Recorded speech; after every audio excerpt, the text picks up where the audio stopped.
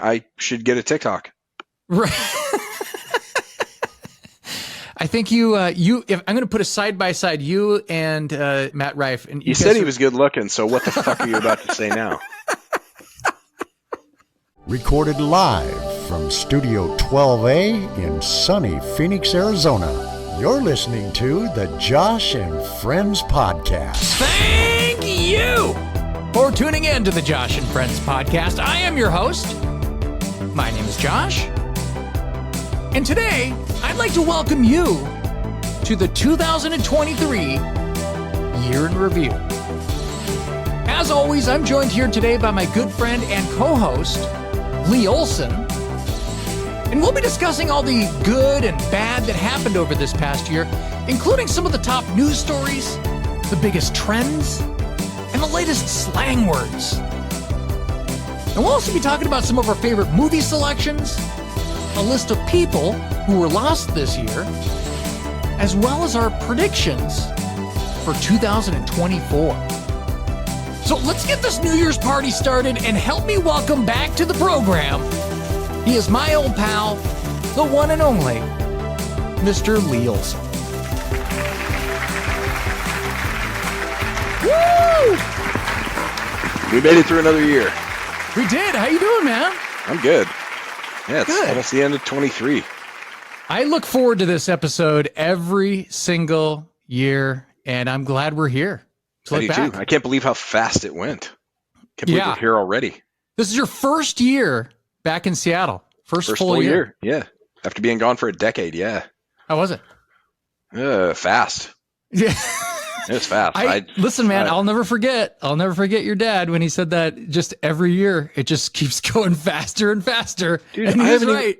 Dude, I was telling you, I can't even find my stuff here because it's still packed.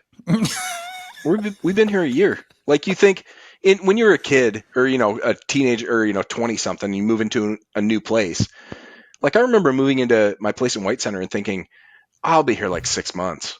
Yeah. Like, that seemed reasonable. Like, I'll live here 6 months and then I'll move to the next place. Here, I don't even know where my shoes are after a year. I couldn't move it. Like, I don't know. Whatever. Yeah. Our lives are ending quickly.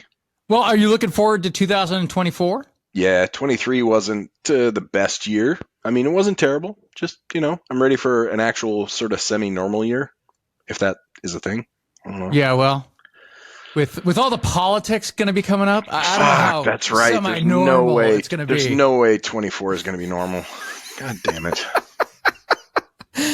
Well, anyway, listen, we can't avoid it. So it's going to be happening. So what we're going to do today is we're going to look back at 2023, which is almost over here. And we're going to look at some of the biggest stories. We're going to look at some of the selections of the best and worst of this last year. Great. So great. I'm wearing my Seattle Mariners uniform, so that fits into the worst. Yeah. It's my Tom Murphy jersey. I don't know if he'll be playing with us. Every 15 or 20 years, that jersey, you could bust it out and people are proud of it. I mean, this is the first jersey I bought for the Mariners in 20 years. I was wearing up until this year. I was wearing the jersey they gave me when I left in 1999. So wow. 20 years, give or take. Wow. Yeah. Well, it was about time, and yeah, I'm glad you got to see a couple of the playoff games. Yeah. I mean, I had to. Like, I remember calling him. I was like, this is not the best year to go. I'm busy. And I called him. I was like, I hate to be this guy. Everybody's calling you. I know I'm coming out of the woodwork like everybody else. I have to ask. And they took care of me. They figured it out. Yeah. But I had to go. I'm glad I went because now we're going to be in our 60s before they go again. Maybe not, but probably not. Probably. Well, I had hope for a minute. Listen, that leads me right into how we're going to start this podcast, which is how we started the last podcast of last year with the predictions from 2022. Last year, I sounded really smart. This year? Yeah. No, so I got my ass kicked this year, I think. Well, you did predict that the Mariners would indeed be in the playoffs again, but they would get booted in the divisional series. And then you added that they would be going to the World Series in 2024 but then would lose to Atlanta, and they would beat the Giants in the World Series in 2026. Very specific predictions here. Yeah, How do you feel about that? clearly, psychic ability is not. That's not real. I had a moment there after 20 years of grief. Mariners made the playoffs. I was like, this might be it. Like we're like one piece away from like going, like we could do this. And we got money. We got the regional sports network money. Oh my gosh. No, we don't. We are never going to do it. We offloaded money. We didn't sign anybody. We're not going to sign anybody. Poor Julio is the next Felix Hernandez. Oh man. Welcome back to Seattle sports, man. Okay, well, that didn't happen, but are you still solid on your picks for the future? You had some No, we're not making like no, I really thought we were going to at least take a swing, like at least a publicity swing at Shohei. Right.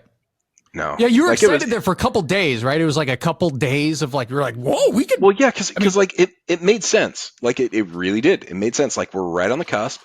We have some of the best pitching in baseball. We are one or two hitters away from being really competitive.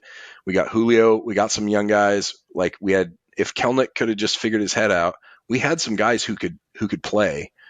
Shohei works out here in the offseason, but we have the one thing that no other team has, and that's Ichiro as a coach.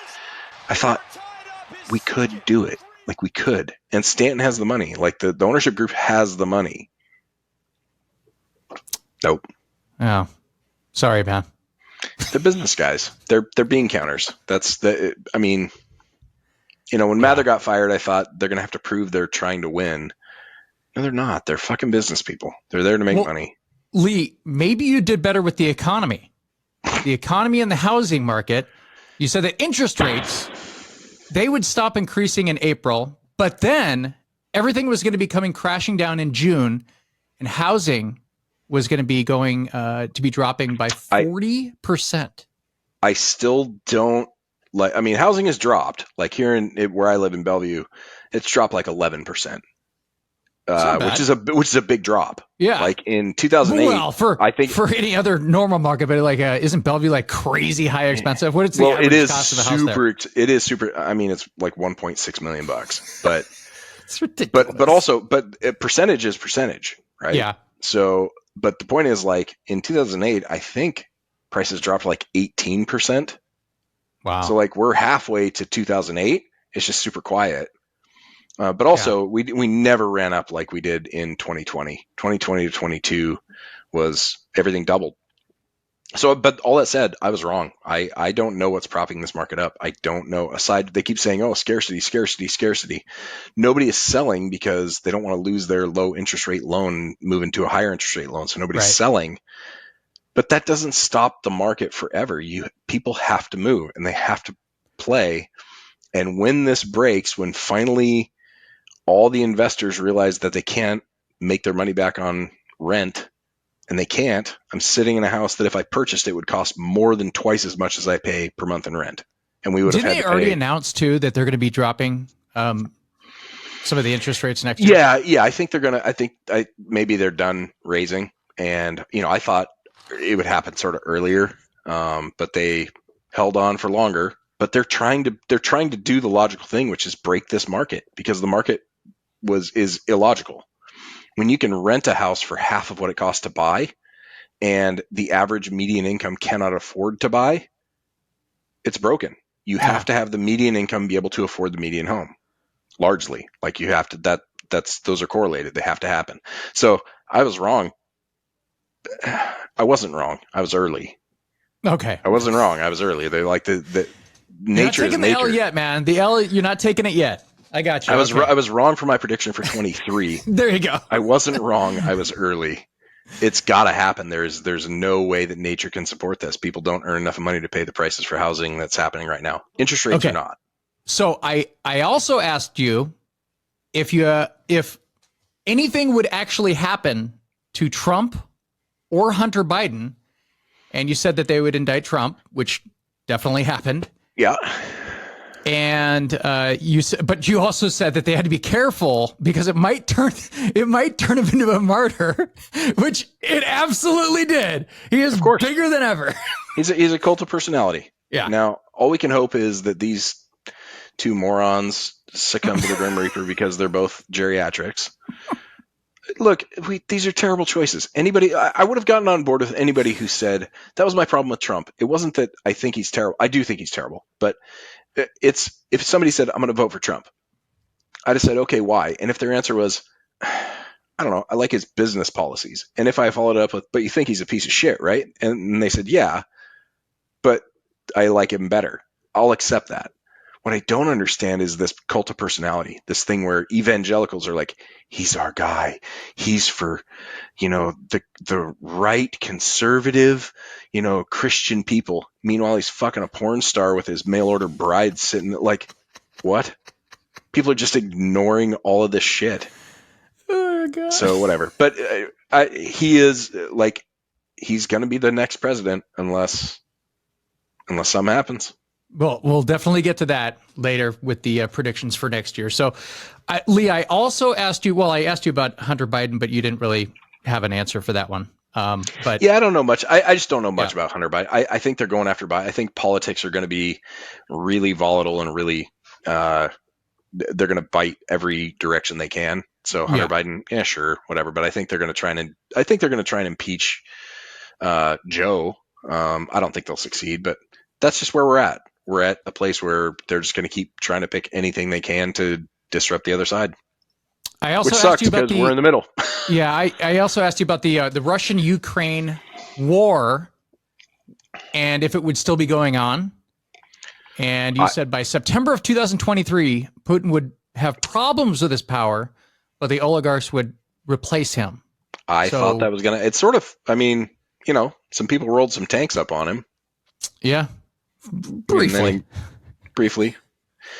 I mean, he had some problems. I probably was okay with that prediction, but I thought that those guys would be pissed when they lost their yachts and their soccer teams. Like, I thought they'd be like, hey, this guy's bad for business. I just found it crazy that they were talking about how the ages of the people that are being forced to enlist. And I'm like, whoa, man, like it is crazy. The range of ages. Like if you're, 13 to 68 years old or something like nutty. I'm like, what? Right. Like prisoners are going out there. Like they're releasing like everybody, man. That's the weird thing too, is like Russia is still a Soviet republic. I mean, like they never really had a taste of freedom. They're afraid to rebel, and Russia has kept an iron fist on people to the point where they're killing people in like London cafes with, nuclear material. Like they do a really good job of suppressing any dissent. So, yeah, I mean, it sucks for them, but also, hey, in America, if you think we have it bad, shut the fuck up. Shut the fuck up. Right. We don't. Shut up. There you go. You heard it here, folks. All right. So Lee, we're going to move into some the personal list stuff here, which we always kind of get into. And this next one is personal accomplishments or the biggest accomplishments. Do you have any big accomplishments that you would like to talk about or speak of that happened over this last year? No. I mean, so I guess, I don't know. Fitness. I mean, I kept up on the fitness, going to the gym. Yeah. Over 100 days this year, just going to the gym, keeping my body together, but lost some weight. But how much weight did you lose? Between 35 and 40 pounds. That's a lot of weight. It's a lot of weight for people that don't weigh as much as I do. I mean, like your frame, you could lose all the weight and people are like, what? You lost what? Yeah. No, I mean, because I was 270 so like you can probably look back at that podcast. I'm sure my face was a little puffier, but like 270, I didn't have to wear different pants. And you're like, remember in high school, you just wear the elastic pants that would stretch. Sweats. I wore cutoff sweats. Right. Me and Ethan, because our legs were too big to fit in jeans. So, and our bodies ran so hot that like in the winter, we'd be walking around in cutoff sweat shorts. Yeah. So great. Remember people used to like yell at us for like wearing shorts and it'd be snowing out. Like, what are you guys, idiots? I'm like, I remember I took my pickle green, Auburn high school baseball sweat uniform and cut them off. Like, cause my legs were too big and I was just hot all the time, like just searing hot. Oh So, man, not attractive hot, obviously. Just temperature hot. Yeah. Oh, Lee was so hot. Oh man. No, I mean, obviously that's not true. I would say that my biggest accomplishment was my YouTube page hit over 1 million views this year, which is pretty wild. Dude, is pretty wild. A million is a big deal. 1 million views. Think about what 1 million is. That's a lot. It is a lot. Now, listen, it did take me 16 years because the page kind of lay dormant for quite some time, like until I picked it back up and I started doing something with it a couple of years. And, but hey, how long did it take you? Well, I mean, it's kind of like when YouTube started, I started uploading, videos on it. Well, I was just thinking about it. So I was there the day that the Mariners finally got their millionth fan in a season. And it was 16 years in. It was 1992. It was 1992. So it took the Mariners 16 years to draw 1 million fans in a year. So there you go. I think you're doing okay. Maybe 16 years is just the number. I don't know. I don't know. I can't wait to see what's going to happen in the next 16 years. I'm excited. Well, it should be exponential, right? That's how it grows. Because they tell two friends, and they tell two friends, and he tells two friends. There you go. 1 billion. Boom. It's just that easy. Tell your friends. Yeah. Tell two friends. Oh, yeah. Let's do this. Let's do it.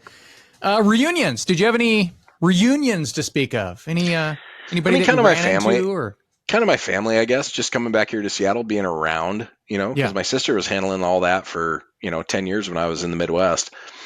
Not really any reunions per se, like, oh, I haven't seen this person in forever or whatever. I mean, I'm sure there were a couple of those, but really it's just hanging out with my parents. Good. Yeah. Good. Well, I mean, hey, our parents aren't going to be around forever. So it's always good that you can hang out with the parents. Our parents aren't going to be around forever.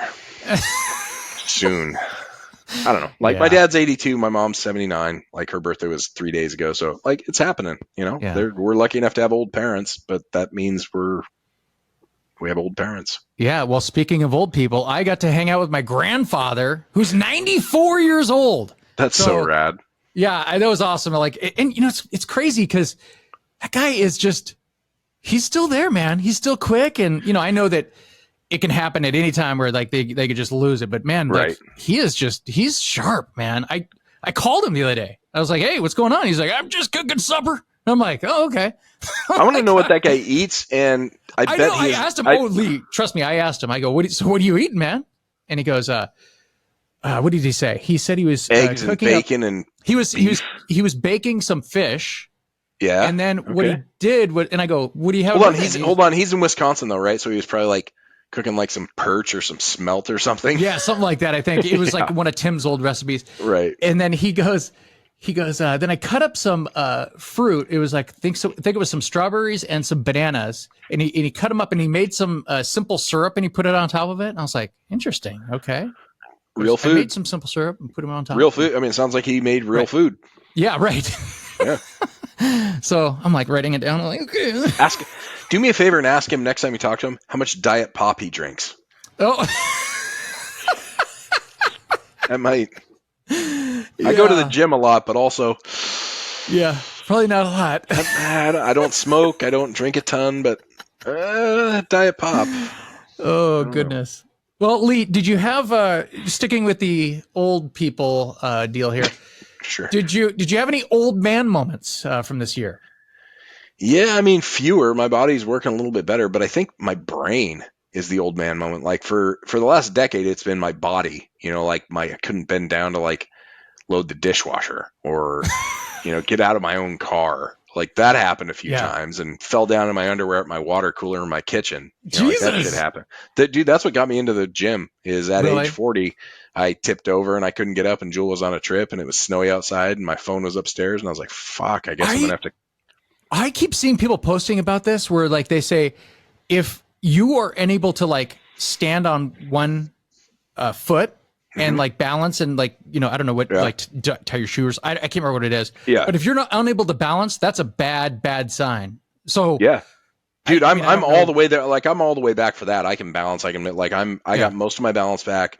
I've done a really good job fighting back to get my fitness back because I had to fight. Like I genuinely fell down at my water cooler in my kitchen in my underwear Dang. and just was like, like, is this it for me? Like, am I gonna have to crawl Dang, to the man. cul-de-sac and wave down a neighbor in the snow? But that's when I hit the gym. And Yeah. since then, I got a little lucky with the medication, just a basic medication, like a kind of similar to ibuprofen. But now and this honestly could be a result of the medication. It might be a trade-off. Dude, I can't remember shit. No, it's not the medication, man. I'm seeing it too. I'm like, Oh, I'm just not as quick as I Brian am. and I talk about it. Yeah. I felt bad. I got back in touch with one of my friends from the Mariners from a long time ago, and he goes, "Oh yeah," and I ended up marrying, Allison. And in my head, I was like, I couldn't congratulate him because in my head, I was like, I'm pretty sure that's the girl he was with, but. And then there's shit like I'll be watching like The Big Lebowski, and Sam Elliott's in it, right? And Yeah. I'm looking right at Sam Elliott, and I'm like, big mustache, like Right. clearly not anyone else. And my brain's like, yeah, that guy, his name is, You're like, his name is Burt Reynolds? but not even that, Oh, like because yeah. I know it's not that. Like I Yeah. know who that is. I know Right. who it is, and Yeah. it's sort of a You just mini can't pan. you It's can't sort of pull a it out of your mini, yeah. memory. It's sort of a mini panic in your head. You're like, what's happening? I like Yeah. I have it. I know it's in there. I've said it Right. 10,000 times. I know it. I see that guy. I know who he is. Where is Well, it? in Lee, I'll see these TikTokers and they're just like boom, boom, boom, like really quick, like, hey, yeah, remember this? And I was like, wow, that was like me, like just a few years ago. Right. And I'm It's like, that. oh man. Yeah. That's the old man thing right now is I can't remember, mostly faces. Like I notice it with Yeah. faces, and I feel really terrible because like, especially now I'm trying to meet all of our new guys. It's not new, but like I'm back from being in the Midwest. Most of our employees have never met me. And so I meet them and I meet them a couple times and then they're like, hey, how's it going, Lee? I'm like, hey, you. Like I just I want to Yeah. tell them like it's not you. I can't remember faces anymore. Right. But It's not you, it's me.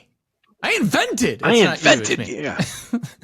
Yeah. So like, I kind of like going right into that. Like I'm not helping things. I think I told you a few months ago. That's got to be like at least 6 months ago now. When I went to the bathroom in the middle of the night and I came back and I just slammed my head down on the bed, but I, thinking that my pillow was right there, Right. but it wasn't. And for the next day and a half, I had like a bad headache, and I was like, so much though that I was like, I can't sit up at work. I was like, I might have to go to the doc. Like all I could think of was Bob Subdural Saget. hematoma. Oh, Bob Saget. Yeah. I was Yeah. going to say well, here you go. I can't remember his fucking name. Billy Mays. There you go. Yeah. Billy Mays died the same way. Is that what he died of too? Like Well, that's he was the kind of same pulling thing kinda a suitcase out of the thing on the airplane, and it fell on his head, and he didn't get knocked out, didn't anything, and then he went on with his day, and then he died of a subdural hematoma. Wow, I would have if you told me, if you asked me how he died, I would have put $10 million on a heart attack from coke. Totally right. Right. Speaking of old man, oh man, we've had a few of those, right? Yeah, we've had a couple of our friends that had super close calls this year, and a couple kind of not scary. close. It's a near hit. Yeah, Yeah. there were a few near hits and a couple near misses. Yeah, One or two. yeah, A near So- miss is a hit. yeah. Not good. Not good. yeah, We're speaking just of getting old- older, man. Speaking of old, I mean, I kind of dig the gray. You're just you just like- letting it roll, man. Yeah, my Yeah, beard I is mean- completely. You guys know my beard is completely white. It has been for a really long time, but yeah, even your I hair, like when you're just when you rolling with go it. all full on Santa beard. Yeah, That's but it looks badass, terrible. Like dude. that's the thing. No, it doesn't though. It's terrible. It look You because don't like like it? it just isn't fun because you can't see it. Like you can't like. I don't know, but I'm not going to do just for men for that. Because it mixes into your your complexion or what? I don't know. It just doesn't. It just sort of. I don't know. It's a white beard. I heard. I think it was Maybe if I got a tan, maybe that's part of it. Maybe if I like had because I have white. I'm pretty white. It's so funny. I heard. I think it was what's his name. Anderson Cooper was on Howard Stern, and he was like talking about his hair, and he goes, He goes, no, my when my hair turned full white, my entire face is just one white ball. So Right. He goes, I have to wear glasses to even it out. So Right. that's why he's like, I wear like the dark Right. glasses because if I don't, I'm just a ghost. And I'm Right. like, oh my God, that's crazy. Yeah. So Yeah. you know, like if like white guys, if they have some sort of tan, it could look a little cool. I think that's the thing is if I got in the sun, if I did that or whatever, fine. But also, you can't go in the sun anymore. We're too old. Right. Yeah. Yeah. I have like a little, where is it? Like right here, I did get cut out. Yeah, know, dude. like I mean, like shit starts happening. You can't go in the sun. So, okay. So then what? Like sunless tan if you want to look good. But then what? Like a weird line at your white beard. Like streaks and yeah. And also, I don't give a shit. Like I went to the dermatologist the other day, and she's like, "Well, you know, I got to get a thing like a thing removed right here." And she's like, "Well, it might leave a scar." And I was like, "I don't give a fuck." She's like they did that to me right here, and I was like, "That's like on my face," and they're just like, "Let's just cut it out." And I'm like, "Oh, okay." Right. I'm the opposite. I'm like, I don't care. And she goes, "What do you mean?" I go, "Look, you get older. It's a win." Like I got older. I got old enough to have scars on myself. It's fine. And she goes, "I like your attitude." I was like, "I think you like that. I'm not going to sue you." Do? Like that's like when we're kind of similar when we go into like if we have to go into the doctor's office or like surgery or something like that. I'm always like, I remember one time I was in there and it was my hernia. No, I'm sorry, it wasn't my hernia. It was my appendix. Okay. And it was like, it was very painful until they, put some pain meds in me. Mm-hmm. But I'm like, I'm not going to sit here and like scream. Like, but there was one guy on one side of me who was like screaming in agony and like swearing and stuff like that. And then there was another guy who just got in a motorcycle accident. And he's like, ah! And I'm like, I don't want to make this any more stressful for this poor chick. Right. And like, I try to be so, calm and like, I actually try to be funny and like self-deprecating. Yeah, there's no point. Yeah, there's no point in doing that. Yeah. Dude, that reminds me, we were talking about this today at the shop. So I believe with the few surgeries I've had or the few procedures, I believe that I am anesthetic resistant. So like I've had my wisdom teeth out and they kept shooting me full of anesthetic and I kept asking them, should I be able to feel this? And they're like, no. And I was like, well, it hurts immensely. And they're like, well, it shouldn't. And I was like, okay. And like when I got stitches here, the guy kept saying like, I kept flinching. He goes, you shouldn't be able to feel that. I'm like, well, I can. And he kept shooting it full. And he finally got pissed. He's like, you can't feel that. And I'm like, yeah, I can totally feel you sticking the needle in me. And there are people who are anesthetic resistant. I think that's probably me. So I was talking to. So you just went full on Rambo. Well, I didn't try to. I let him shoot me full of all the shit, but like I could feel every bit of it. And so anyway, I was telling this story to Brian's brother Matt, and he goes, you better be careful then. Have you ever thought, like, are you thinking about getting a vasectomy? And it's like, yeah, I mean, I'm 48, like that might be something in the future. And he goes, well, let me tell you a story. Oh shit. Did because he got one?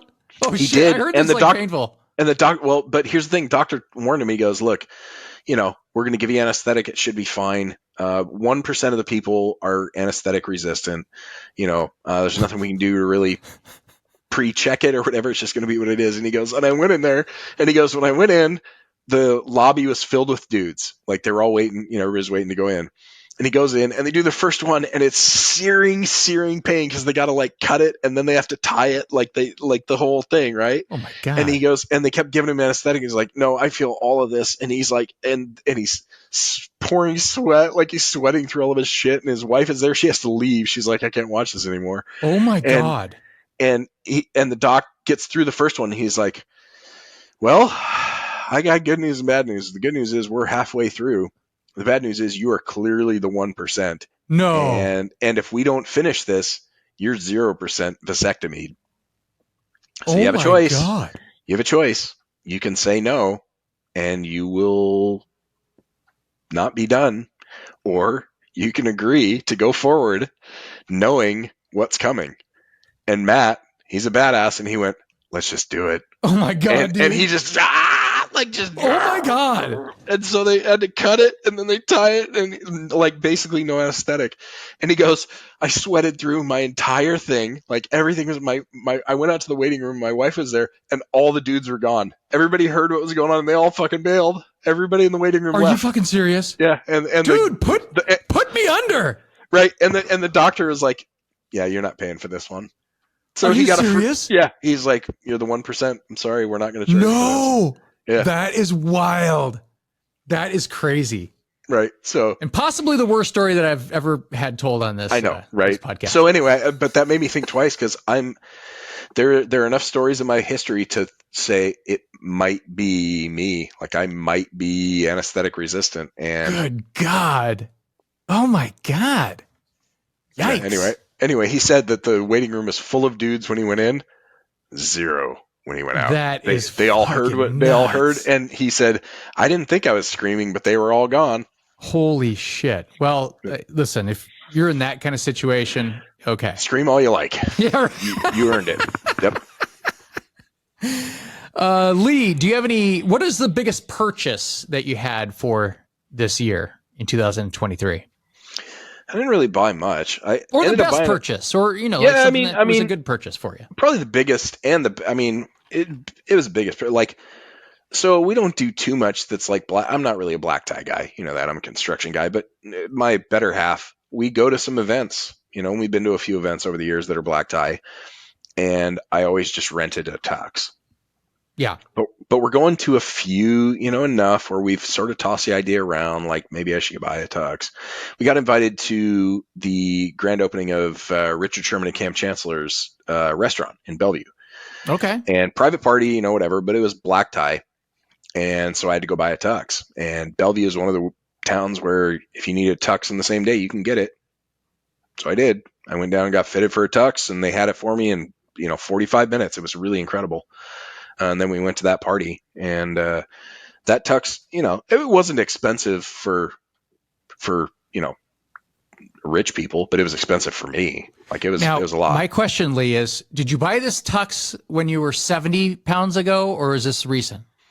Recent. Oh yeah. Okay, This was whenever Legion opened, which a couple months, a month or two ago. I don't know. So gotcha. All right. But it was still bigger than I thought. But it was crazy. We went into this place in Bellevue, and the dude just goes, "What are you here for?" I told him, and he just looks me up and down and goes, 12 extra wide for the shoes. And I was like, what? Yeah. Wow. And he goes, okay. And he brought it out. The only thing he missed on was my collar was a 17 and a half, and he grabbed me a 17. Otherwise, he hit the fucking size. Wow. He just pulled it off the rack and handed me the shit, and it fit. I mean, if you're doing it all day, right? Right. Well, and he was good, and he just goes, we're going to draw this in. So he drew the shirt in and whatever, because even as chubby as I am, I'm still broad shoulders, and so they have to kind of bring some shit in. And I mean, I am, no question. Although I did drop, like at my 35 pounds, I guess I dropped 10% body fat this year. Dang. So I guess that's a big deal. But anyway, no, it was cool. We went and I got fitted for the thing. We said, hey, our event's at like 7. He goes, come back in 45 minutes. They had the shit fucking dialed. I bought the tux, the shirt, the bow tie, the shoes, the whole deal. And just walked out. Awesome. And then the event was Badass. cool, but it was really loud. It was really loud. Oh, yeah? Yeah. So, but lots of cool people. Cam and Sherm and Marshawn, Carissa. Nice. Carissa Thompson? Mm-hmm. Yeah. Step 1, meet Carissa Thompson. Step 2.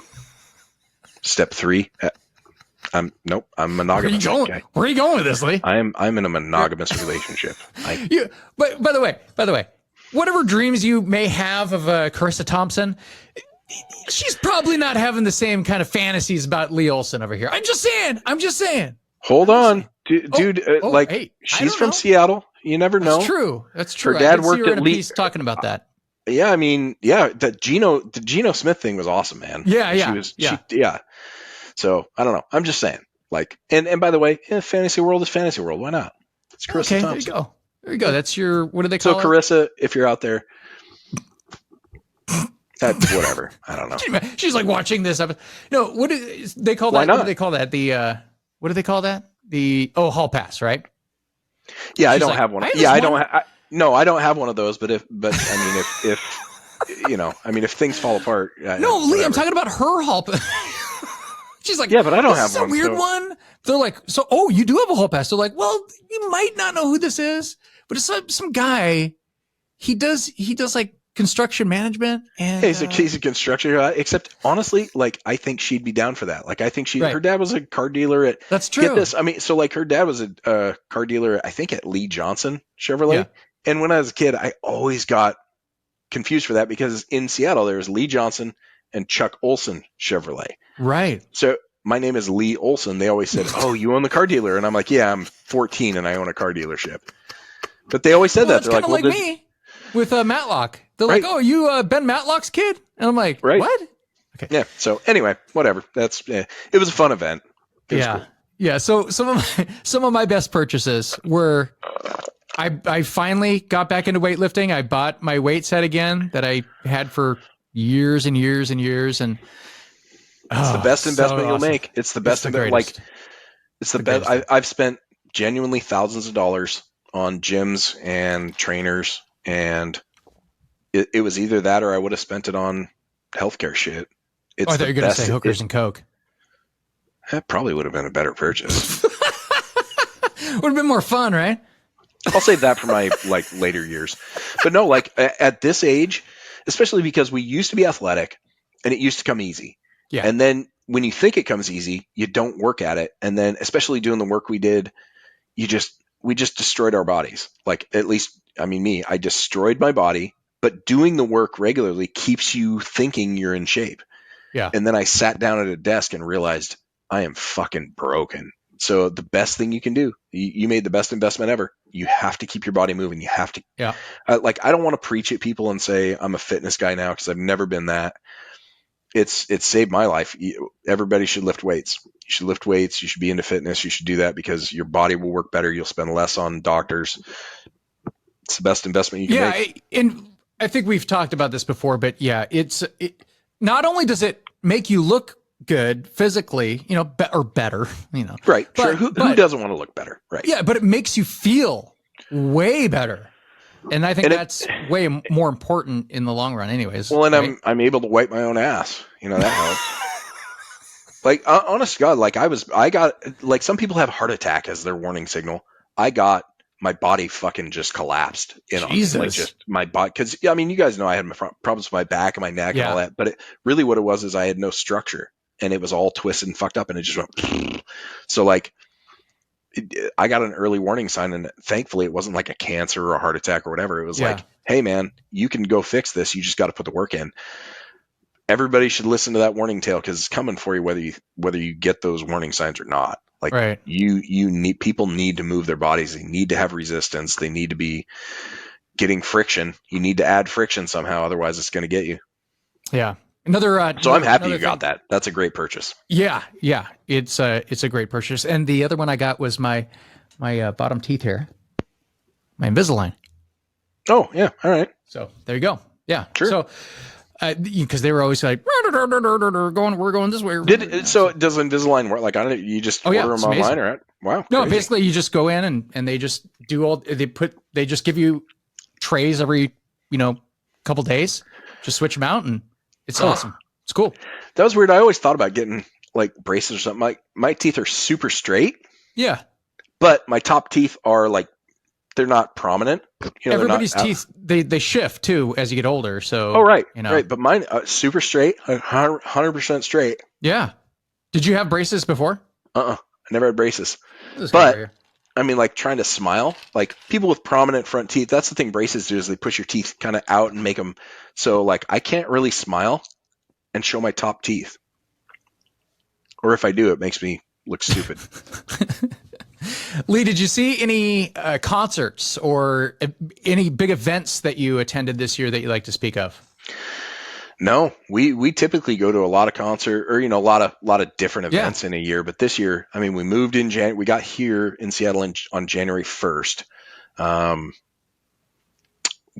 We were busy. She was busy working. We've been busy doing all kinds of stuff. I mean, Legion was probably the sort of the unexpected event that we went to. And we've been to a few, but none of them really noteworthy. This is where 2024 comes in, right? You gotta make up for all this stuff. Well, I'm going to make up. I bought season tickets for the Mariners, not full season. I just bought like a 20 game pack. Nice. Yeah, so it's the first time I kind of committed to So that. what happens with the 20 game pack? Do you pick out games or do they No, just they give you pick them. games? They pick them for you, but you can exchange them if you need or whatever. So like I just picked the ones that had the fewest games during the week, or fewest day games during the week, and the Okay. fewest games on Wednesdays, because Okay. I play golf league on Wednesday. So I just tried to pick the games that fit into the schedule, and then if we have one or two that doesn't work, we can exchange them. You just go to exchange and whatever and see what you can get. But it was just time. Like we Nice. spent 10 years, not Yeah. involved in the Mariners, and we come back for opening day only. And I was like, you know what? Hey, fine. I'm gonna go get us. And it got me out of gift giving, like for the entire year. Like that's Christmas and birthday and Boom. anniversary. Like it's done. She literally just today she said I have the schedule on the refrigerator, and she goes, just tie a bow around this. You're done for the year. And I said, I'll take it. Awesome. So Well, that sounds we like got pretty a good good deal seats. right there. We got pretty good seats. We're right above the third base dugout. So Nice. Nice. I saw actually a lot of concerts this year because Jen always wants to see a lot of concerts because she hasn't been to a lot of concerts. I've been to a ton of concerts, but I'll see some of the repeats, especially it's funny. She wanted to go so bad last year to Elton John because it was like his final kind of deal. And I'm like, Elton, Elton has great songs, but he had great songs 45, 50 years ago, right? When he was one of the greatest singers of all time. He's not one of the greatest singers of all time now, but you know who he is? I go, if Billy Joel ever comes back around, right, he is fantastic. So she's like, all right. And then he's like, Billy Joel's coming to town. I'm like, fuck. Right. So she's like, well, guess who's going to that? And I'm like, damn it. Okay. All right. Okay. And we went, it was fantastic. But and Billy Joel, he's still, it's weird how some of these artists, they still sound so good. And then some of these artists, they just don't, right? Like, I think Billy Joel is forgiving though, because he was never a melodic, like his voice was pretty forgiving. He's a good singer. High, man. Like he's a pretty high singer. I see, like, remember, he's not like a, Eddie Vedder kind of, right. Like, you can sing like that till you're 95 years old. Totally. Right. But, like these guys, like they're like, because that's what I was like, because when I first saw Billy Joel, it was with Elton John. Right. So you could see the contrast right there. And I was like, oh boy. Right. It's, this is like night and day. Right. Yeah. I think Brian's going to go to, his daughter likes Billy Joel. I think they're going to try and catch the show in New York, because that's a big show. And if you're a fan, and he's not even a huge fan, but his daughter is, which is awesome. His 13-year-old daughter. That is cool. Yeah. So, it's kind of cool. Like what kind of music just, gels with people, like, obviously like, like you and me and everybody else, when we heard the Beatles, we're like, fuck, this is some good stuff, right? Obviously, like that's good. But like, there's certain types of music that you'll identify with, that other people won't. And that's kind of like what I thought about when you were talking about Brian and his daughter, and Brian's into Madonna. Right, but it's weird. Like his daughter, she likes the music that I like for the most part. It's kind of crazy. Like she likes weird pop punk shit, and she likes Metallica, and like it's weird because kids just absorb what they absorb, and especially now it's totally different. Like when we were kids, we absorbed what was on the radio, and what our parents had. So it was our first introduction was like, oh, the Beatles, 67 to 70. Well, now I like all that. Yeah. But then the only other music that you got that wasn't your parents' music was on the radio. Sure. And you got one station that you liked, and so you absorbed that, and that was it. Like you'd be like, okay, so I know that this one station, they play a lot of like later Beatles stuff, which was KZOK, the classic rock station in Seattle, and then you just like, you're like, ooh, who's this band? They keep playing this one band. It's like Led Zeppelin. Holy shit, this sounds fucking awesome. Like, it's like, it's that kind of. But that's the thing is like, right, but you had to kind of pick your poison, because like you get that previous. I think that's probably how it goes. Is people absorb the music from their parents' generation because that's who they grew up around, and then they get their own generation, which is. But here today, I don't know if it still happens that way because music is everywhere. Yeah, like how she became a Billy Joel fan, I don't know, because Neither of her parents like Billy Joel. She just found it because it's out there now. We couldn't have found that. We couldn't have just gone and decided to find the music that we want to find. It's like, well, what's playing on Cube 93 think of how much or music KISW? is out there, man. Think of how much music is out. Yeah. It's like, and yet it's all Taylor Swift. Right. We'll get to that too. But David Cross, I got to see. I've been waiting for many, many years to see David Cross. He's fantastic. And many other artists. He gave me tickets one time and I didn't go. He came to the Mariners box office and I was working on his tickets and I was like, hey, let me get you in a little better spot, whatever. Like we were, because you can upgrade people without really doing much. And I was like, hey, you're sitting in a little place. Let me get you a little better or whatever. And he goes, oh, thanks, man. He goes, and I just told him, I was like, hey, man, I really dug your special. I forget what it was. Do you remember what that was called? The one at Pike Place Market? Is it The Pride is Back or is it Bring the Pain? No, Bring the Pain was the Chris Rock one, right? I think it's The Pride is Back. Yeah, I think it's The Pride is Back. But 1999? 99 or 2000, right? Yeah, and it would have been right before the. Yeah, it was okay. So he made a Columbine joke, and then he made a Y2K joke. So it's got to be. I think it was 99, 2000, something like that. Yeah, that's still one of the best specials I've ever seen. It's fantastic. But anyway, he came to the window, and I was just kind of BSing with him. I was like, dude, that special was fucking awesome. Like it was really good. And he goes, oh well, I'm playing it. I think he was playing it at the Showbox or somewhere. He's like, hey, do you want to go tonight? And I was like, I don't know if I can. And he goes, what's your name? I'll put you on the list. And I go, oh, okay. And he goes, I'll put you on +1. And I was like, well, don't be offended if I don't go. Like, I really want to go. I don't know if I can because I'm working. Like, I got shit to do. Yeah. And I didn't go. And it's a bummer because now thinking back, it's like I should have just cut whatever the fuck I was doing and gone. Right. But so I still haven't seen David Cross live. Something like that. Well, I was working at the Mariners and then I had to work like early the next, so I would have worked that game that would have lasted. I would have had to like hustle to get there. And then I couldn't have invited anybody or like, I don't know who would have come. I probably would have called you and been like, you want to go? Like, well, thanks for letting me know, man. Thanks for letting me know about this big, David Cross thing that 30 years later or whatever the hell it was. So you finally saw him. I still haven't. Yeah. Sorry, David Cross. It's weird too because hey, David, if you're watching, we'd love to come see you. Yeah, there you go. His comedy's a lot different though because like he's married now and he has kids, so it's like very it's very. He did the opposite. He did the opposite of Carlin. Carlin got harder and sharper as he got older and angrier. Yeah. Right. Most comedians go the other way. Exactly. Okay, so I do want to talk about some notable deaths that happened this year. So Jeff Bartholomew, who was my best friend growing up when we were little kids, Jenny, her older brother was Jeff, and I wasn't really friends with him back then. But later, when we reconnected on Facebook years later, I learned that he was like super big into music, and he would always come in on my music stuff, and he'd talk to me about music and stuff like that. And so he actually died. Sucks. Dude, we're at that age. Shit starts happening. Nicole Ramirez, one of my first friends in Arizona. She worked with me at FedEx and Matrix. Yeah, dude, I liked her. We hung out a few times, like when I was down there. I mean, like, I hung out with you guys and sung karaoke and did, Yeah, she was one of my good buds down here. Yeah. So we used to kick it all the time back in the day. Yeah. So she ended up passing away. I think she had a heart attack. I don't, and autopsy report or anything like that, but that's what they said. But it's weird because we all look for reasons. We all look for like, oh, okay, that happened because of this thing. But at this age, there doesn't have to be a thing. Sometimes there is. Yeah. And I think with her, there's some things that give us all comfort. Like, oh, well, I don't necessarily do that thing, so I'm safe. Except, no, we're not, because we have a friend who didn't engage in anything that we weren't engaging in, and guess what? Yeah. He's okay, but we're just at that age, man. Yeah, and then my Uncle Todd died. Yeah, that's a bummer. Super smart dude. It's my mom's brother.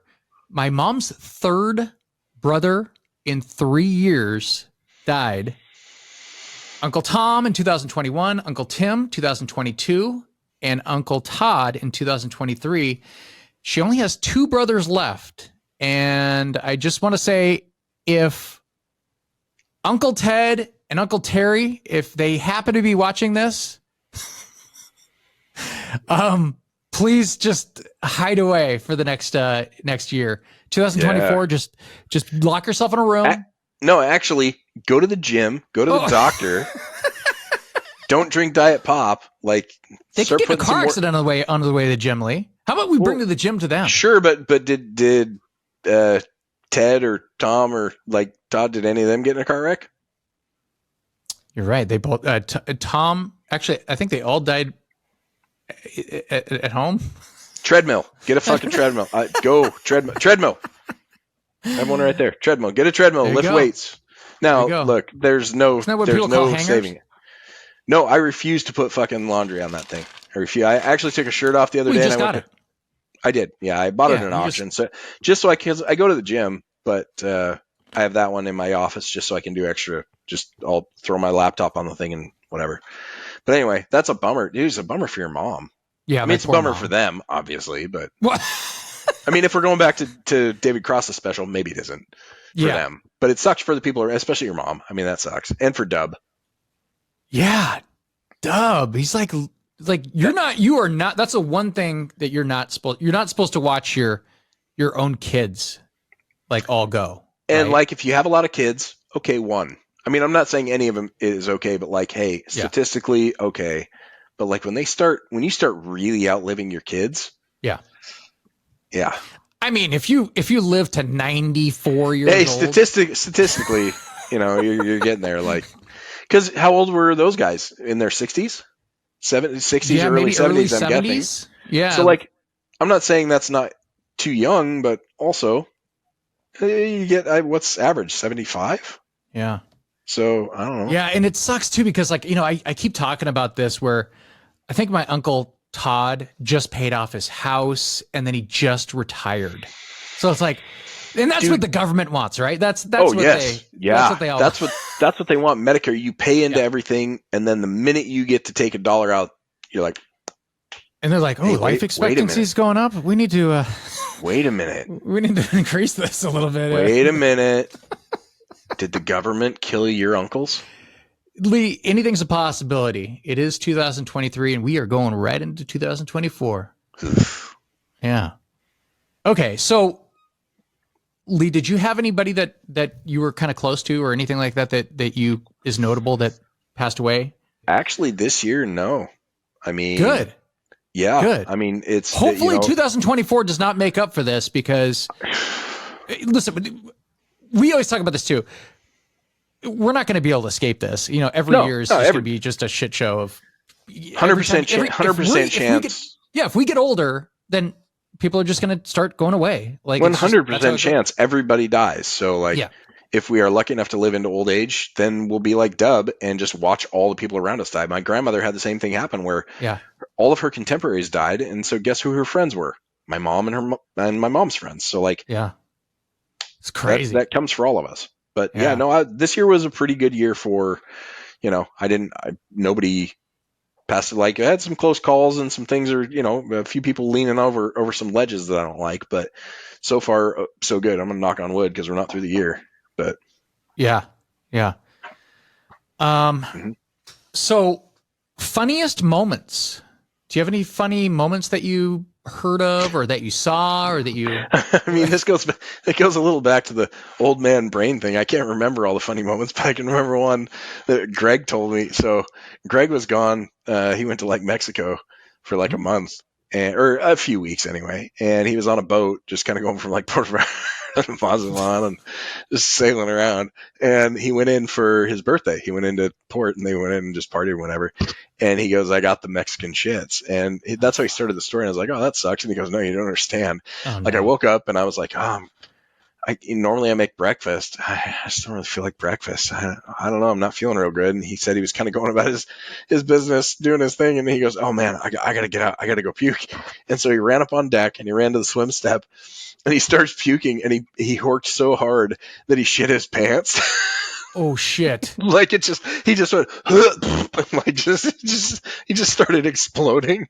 He was puking off the side and then he's on the swim step. So like, the step that's sort of like hanging out, it's like just barely in the water. Yeah. But he goes, I expected to puke and he started puking.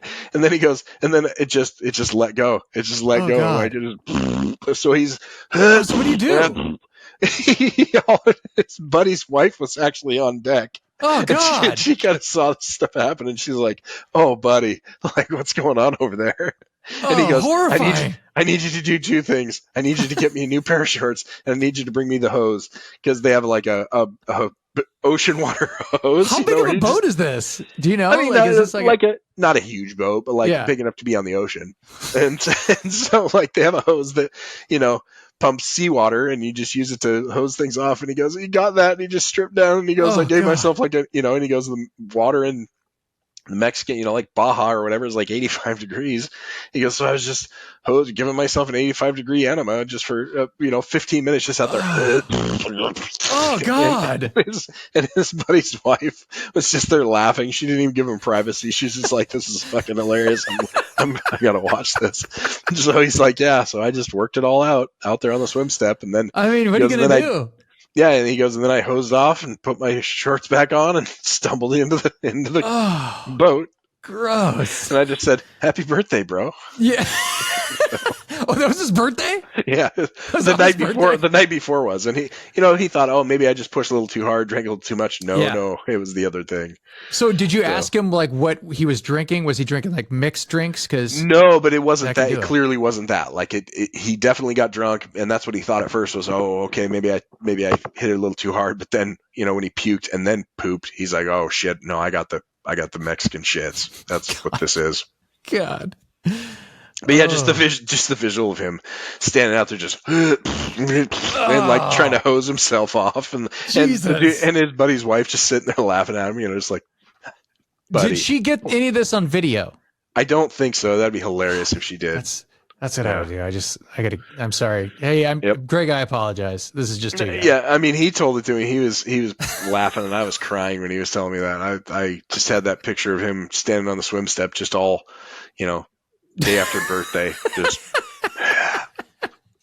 That's fantastic. I have a story that when it happened, I had to immediately grab my phone and write it in the notes because Lee, you're familiar with Poop Ape, right? Oh yeah, the Poop Ape is he's been around for a long time. Yeah. What is he? He's like just a figurine, just some sort of plastic I don't know what you call it. Action. It's not an action rubber. He doesn't move, or he's just a little. No, he's a little anyway, ape. Yeah. For some reason I have this ape, and I'll flash him a picture. But anyway, Poop Ape. He's this little figurine that I've had in every single car that I've ever had, going back to 1994. That's how old we are, Lee. Poop Ape has been in every car, right? Where did Poop Ape come from? I have no idea. It's probably something my dad brought home somewhere. That sounds about right. Doesn't it sound about right? Hey Josh, come into the garage. I got something for you. Yeah, you like apes? Exactly. Yeah. That sounds like a Lee Matlock thing. I got you something. I got you an ape. I'm like, oh, thanks. He looks like poop. So exactly. Now he's my mascot. Poop Ape. Anyway, so I had him in my truck. He's just always been chilling in my truck. And Jen's like, what? Why do you have your ape sitting over there like that? And I was like, oh, I don't know. And basically sometimes when you're riding my car, you'll put it up. You're like, hey, he needs to look at the street. You and my brother do the same thing. You're like, hey, he needs to look, where he's going, man. Cause sometimes I'll just put him down in the thing and it's like, oh man, Poop Ape needs to see the road like everybody else. Right.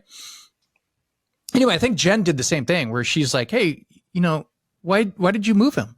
Well, I'm like, well, it's Phoenix. I don't want Poop Ape to get melted. It's like 115 degrees out, So anyway, she goes, I have a question for you.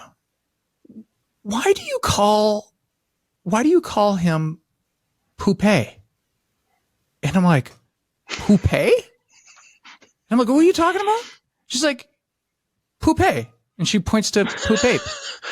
And I'm like, did you just call Poop Ape Poupée? And she goes, oh, it's Poop Ape. What? And I was like, and she thought it was like a French name or something like that. Poupée. I was like, Poupée? I was like, hello, my name is Poupée. Poupée. I was like, I mean, that's a legit question, but it's a better question. How did you arrive at that question?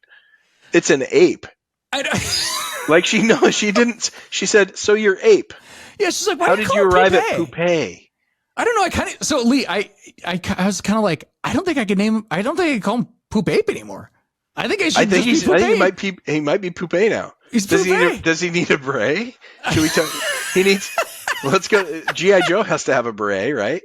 Like I've talked to Franco. Franco has to have a beret or he could make one. Remember, he has a, what's it called now? He has a little, what are those called? The little laser thingies where they make stuff like a 3D printer. Yeah, dude. yeah. But there has to be like a G.I. Joe beret. Somewhere there's a G.I. Joe beret. He needs a beret.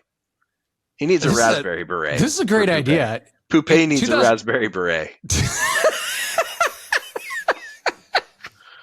2024, he is going to get a poupée beret. I feel like you need to like tag Racich and Franco and be like, hey, we need a raspberry beret for poupée. See, I expect something like this to come from Racich. He's like, that's what I'm saying. Like, you need to, poupée. Yeah. I really like poupée. Yeah. Okay, Lee, some weird trends for this year. Just some observations, some stuff that was like, big in the entertainment world that I kind of like noticed and I took note of. Sober people. Like there's a big movement in TikTok, especially. It's like there's actual like hashtags that are called sober talk, right? And basically it's the younger generation talking about, they actually talk about alcohol like we talked about cigarettes. They're like, why would you put poison in your body? Like, it doesn't make sense. Like, you're poisoning your body? Like, why would you do that to yourself? And it makes you gain weight? It makes you feel like shit? Yeah. Like, why would you do this to yourself, Lee? But here's the thing, you get laid with alcohol. There's like, so many memes about that. Remember, alcohol, like what was the? I mean, it's a Seinfeld episode. 95% of the population is undateable. Undateable. Then how are all these people getting together? Alcohol. Yeah. Alcohol. So, but I mean, that's the difference. Like, I'm all for it. Like, hey, be healthy. Yeah, alcohol is terrible. Like, if you don't need to get into alcohol, don't. And it hooks some people that can't get away from it. Don't do it. Great, fantastic idea for your health. But also, it's harder to be social for some people. Like, and I don't think there's anything better, because having not done any drugs, I guess I don't know. Maybe there are some other drugs that work better, but alcohol works pretty well as a social lubricant. And maybe these kids don't need it anymore because they don't meet in person. I don't know. Yeah, no, I mean, we talk about that on occasion, like on our threads where we speak about how there's issues going on with the younger generation as far as being lonely or distant, or they have no self-esteem because they've never been taught to. Yeah, I mean, if you can't meet someone, go to a bar. Like, there's just, I mean, that's the whole point of a bar, right? Like, drinking and meeting people. And it is, except if you've rejected that as something that's unhealthy and unwise. Right. Exactly. So I'm always fascinated because, listen, coinciding with this movement, I see this when you go out to a bar. I'm pretty much seeing older people. You're not seeing younger people, which, I mean, it makes sense. I don't really know many younger people, but I don't think they meet in person anymore. Right. I don't think they do. I think they meet online and they hang out online, and then maybe they get together in person to like watch a movie or something, but like they don't do what we did. They have these nightmare stories about this where even that is it's not really the hookup generation anymore. Like each side bitches about, like, the guys will be like, well, these girls, they require us to take them out to dinner. And then the girls, then they get taken out to dinner. And then the guys are like, well, and then they never called me again. It's like, well, of course. Like, well, yeah, I didn't like him. And I'm like, well, don't you idiot guys, don't take these girls out to dinner. Go to coffee or get a drink, but they're not drinking. So yeah, I don't know what the answer is, but hey, it's just me. Self-esteem, be fucking resilient and have self-esteem, and then you can have your pick. That still works. It took me a long time to get confidence to do that, but once you have it, you'll be fine. Yeah. Get a skill, get a job, get some money. You'll be all right. Another thing that's going on with the kids lately, Lee, the kids, this is kind of funny. They're referring to the 90s as the late 1900s. Well, yeah. I get a kick out of it. I don't know. I mean, that is technically true. It's right? technically true. It's just kind of funny, you know. It's kind of like the 1800s, you know, like back in the 1800s. Right, but we are getting older. We're a quarter of the way through the 2000s. That's not insignificant. Like we were really. That makes sense. I think that's humorous, and I think it's humorous that we grew up in the latter part of the 1900s, the latter part of the 20th century. Like we can say that, like, oh, hey, we were at the turn of the century. Yeah, we were graduating college right around the turn of the century. Right. Yeah. Oh, okay. You want some of the top slang words for this year? Sure. I will know almost none of them. Probably none. Probably not. Look. Come on. You're down with the kid. Hey, listen, the only advantage that I have is when I'm hanging out with Jen and Zoe's there and she says some of this stuff and I'm like, what? Or on TikTok, a lot of these are said on TikTok. Yeah, I don't have any of those things. I don't have kids. I don't have TikTok. I hibernated in my house for a decade in Indiana without talking to anybody. I guess I go to the gym, but I don't really talk to anybody there. Okay. We'll see how I do here. I think I'm going to do really poorly. Okay, so I'm going to just read one off. You could let me know if you understand it or if you could figure it out. So the first one on the list is sus. S-U-S. I'm guessing that's like suspect or suspicious or, something is suspect. I don't know. Yep. Giving the impression that something is questionable or dishonest. All right. Suspicious. I get that. Yes. I get that. Kind of lazy because suspect sounds better so like sus, dude. Suspect. Sus. It just sounds lazy because I think if you say suspect, that's better. Or like suspicious. That's suspicious. Yeah. Like I kind of like the longer version, but I'm wordy. Yeah, you're old. You're old. That's why I'm old, but I'm also wordy. Like I like words. I like making things sound longer than they are. All right, how about this one? Bet. B-E-T. Not the network, but the slang word. Is that like you bet? Like you bet. Like just so this one, yeah. So it's like an expression that means I agree or good news. You bet. Yeah. Bet. I say bet. All right, whatever. Sure. Okay. Yeet. Y-E-E-T. Yeet. Well, I've heard this one, so I kind of know it's like to like ejaculate something or like expel something, right? I mean, like you yeet something, like somebody launches a car off a guardrail, you yeet yourself off. I don't know. To violently throw an object that you deem to be worthless, inferior, or just plain garbage. Yeet. Okay. I mean, I wouldn't have figured the garbage thing or whatever. I just know yeet is sort of like a launch of some sort. I like when you say ejaculate. Yeah. Anyway. Okay, so cap. C-A-P. Cap. You know what cap is? Shoot? Like shoot someone? Or this one is... I guess it could be a term for like a captain. Like, hey, cap. This one's another word for lying. It can be used like no cap, or you can say stop capping. Where did that come from? That one doesn't make sense. No like idea. I can't connect that one. I'm pretty good with language and connecting things. Where does cap come from? I don't know. Stop capping. I don't know. I wouldn't have got that.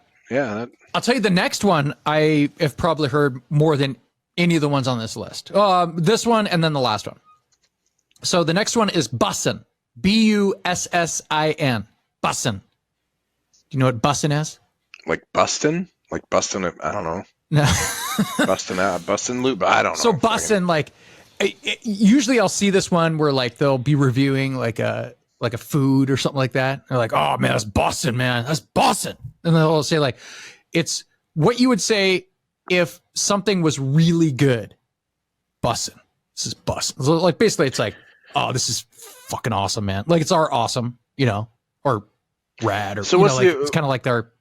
So what's the origin of that? Like it's killer. Riding the bus? Like is the bus awesome? I don't now? know. Like you're. I don't know what the origin is. I just know what it means, and it was one of those things where I had to, I think I maybe have heard it like last year for the first time, but it was just exploded this year. Everybody uses it. That one I've never heard in that term. Yeah. Okay, how about this next one? Simp. S-I-M-P. Simp. That's not new. Mix-a-Lot talked about that. A lot of simps like to hate this song or whatever. He talks about it in Baby Got Back, right? Well, simp is maybe like it's making a comeback, Lee. Everything makes a comeback, right? True, but it's not new. I mean, simp is like somebody who's like... saying. Yeah, I'm just saying. This is what the kids are coming back with, man. I think they're recycling. Like bussin', I never heard. Simp is like in the context of Sir Mix-a-Lot, like you're I don't know, giving all your shit to a girl you're not getting anything from. When like someone does way too much for a person they like. Yeah. And maybe doesn't get something in return. So, okay. Okay. And then the last one on here is mid. M-I-D. Mid. Mediocre? So, middle? Yeah. So like used to insult or degrade something or an opposing opinion, it's kind of like labeling basic, it right? as like average basic was or poor. Yeah. quality. Wasn't that how like people would call people basic? Yeah. Like this is sort of like this, like you're mid. Yeah. All Yep. right. So again, I've not heard it in that, but that one makes sense. Like you're mid, you're mediocre. Yeah. Yep. Okay, that's our company slogan: mediocrities. Yeah. Mid construction. Yeah, just meh. Everything's fine. MEH construction. Mm-hmm. Like mediocrities. Yeah. Like, what does that stand for? Oh no, it's not an acronym. No. It's just meh. Did we meet spec? Meh. Are we going to get sued? Probably not. Are they going to call us back for another job? Definitely no. Okay. Here's some good ones, Lee. So each year, TikTok, there's like these challenges that go on TikTok, right? And I get a kick out of these. And some of these are ridiculous. Some of them are funnier than others. But the first one on this list was the Roman Empire challenge. And I think I spoke to you about this a while back, but maybe I feel like you sent a TikTok. I think you sent something. But by the way, when you send me TikToks, they look like the shit from Idiocracy with all the fucking ads and shit on it. Like I can see like just the center part is a video and it cuts off the top and it cuts off the bottom and I have to hit no, I don't want to join TikTok, and then I have to hit unmute, and so I missed the first part of it, and then it's got all the scrolling shit and all the tags and shit. Like I don't know if that happens for you because you're on TikTok. No, it doesn't. I should take a screenshot. You should send me a TikTok. I'll send you a screenshot of how fucking ridiculous it looks. Well, yeah. But anyway, I think you sent me something about this. Well, it's funny that you say that because I'm not really on. I finally got rid of Twitter just because not because I don't. I never do anything on Twitter. I don't have any followers. The only Twitter stuff I get are like from Eric and Rich. So I don't That's really like know me how on to, Facebook. I have 100 friends and 3 of them comment. Yeah, exactly. So I'm like, why do I even have Twitter? I'm sorry, whatever it's called now. But like, why do I even have it? So, but it's exactly the same. So when I have to close out like 3 things before I can look at it, which is probably what's happening on TikTok for you. Yeah. But anyway, I think you said, okay, so Roman Empire something. I think I know what you're talking about. The Roman Empire challenge this was a girl thing. So basically, girls would ask their boyfriends or their husbands, they would go, hey, how often do you think of the Roman Empire? How many times, like a week, or just how many times in general, do you think about the Roman Empire? Not a lot. How often? Once every month? Maybe 3 or 4 times a month.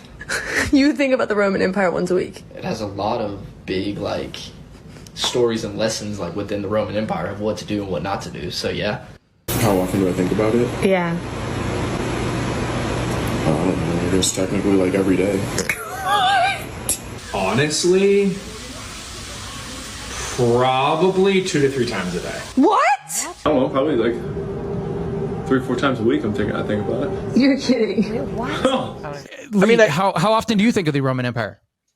0. I mean, not 0. I mean, like I've read Marcus Aurelius's book. I'm up to date on the Roman Empire. Right. But maybe honestly maybe it's an age thing though, because I remember like Ethan and I used to talk about the Roman Empire all the time when the show Rome was on, and like so maybe it's an age thing. Like as you learn about things, you get to a point where you're like, hey, maybe I'm looking at history, and you start seeing correlations between empires and I think you're on track. Colonialism. I think you're on track with age, but I think it's more than I think it's more gender. Oh no, certainly gender, certainly dudes, certainly girls. dudes. Girls 0.0. Yeah, 100%. Girls do not think about the Roman 100%. Empire. They've never thought about the Roman Empire. And guys, they think about that kind of thing. Because it's about war and hegemony and colonialism and empire building and all that stuff. Like it's dude shit, right? But also I think it's age. Like I'm 48.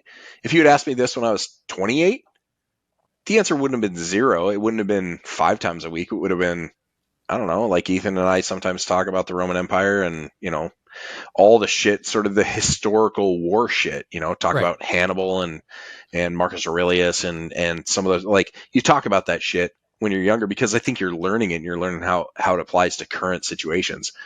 But at 48, certainly no women ever talk about Rome, ever. That's not in their lexicon. It's not something they worry about. They probably went to see Gladiator, and I mean, Gladiator is a 20-year-old movie now too. Gladiator was right down our alley when we were 25. Over 20 years, yeah. Yeah. So, but girls not into it. No. Dudes into that. Yeah. Okay. So that's why that TikTok worked. It works. I guess I get it, but at 48, works, those kind of TikToks, they work until the word gets out. So it was sure. And if you're expecting it, if you're expecting it, but like, it's an interesting thing that people sort of caught on to ask that question though, because that is a really deep cut. Like, hey, what are you thinking? And also that part where girls used to say like, what are you thinking about? And like in their minds, they're like, you're thinking about them, or you're thinking about the relationship, or like, am I doing things well? And the dude's like, how did Hannibal get those fucking elephants across the Italian Alps? Like, why did he even try that? And it's because he was fucking bold. That's why. Yeah. Like that's why Hannibal did that. Right. Like, so I think it's age. I think you get to an age where you start looking at the world and you take your education, you apply it, and the Roman Empire is really important as it relates to the United States. I think we're all living an empire. We're living a hegemonic society. So I guess I get it. I'm kind of cool with it. I'm kind of cool with if young dudes are thinking about the Roman Empire. Hey, look for that couple week period, it was hilarious to like watch all those. It was so funny.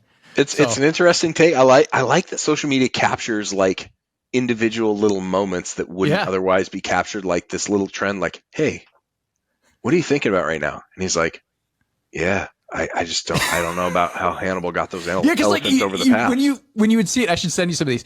When you see it, like the guy would get like, they would stop what they're doing. They're like, well, I don't know. And like, they would start to think, they're like, man, like probably, and they would answer the question like truthfully after they figured out like, why are you asking me that? Like, right. But then they're like, I don't know. Like, but, and because that they would keep saying it. Like, so the Roman Empire is like, what about the Roman? Like, how much do you think about it? Right. Oh, I don't know. 5 times a week, like something like that. So it's just kind of funny to. Well, I mean, I'm looking back at my books here, on like, on Audible, and I mean, I definitely have some Roman shit. There you go. I mean, like it's there, but I mean, here's one: How to Think Like a Roman Emperor. Yeah. I don't know if you can see that. I got the ring lights on, but like I read that. I read Marcus Aurelius's book. I also have, like, for me, it's more current shit, like the American War in Afghanistan. By the way, everybody should read that or listen to it. It's unfortunately like 18 hours. It's a big book. Holy Jesus. But I mean, I guess I get it. Looking at my books, they're all history shit like that. So, All right. So there's a couple other ones here. These ones were, I could see a lot of people getting offended by some of these. But let's do it. Let's get offensive. They're fucking hilarious. And let's get offensive. I'm ready for freedom of speach. Let's get offensive. Listen, you know me. I'm offensive. They involve kids, so I think it's extra funny. Some of my best jokes, worst jokes. Oh, I remember. And I said those specifically to see if people would punch me. The closest I ever got was Alistair. He said, I have a 9-year-old kid. Not a good one to have punchy either. All right. Okay. So it would have been close. Yeah, but he could probably roll. Yeah. Yeah.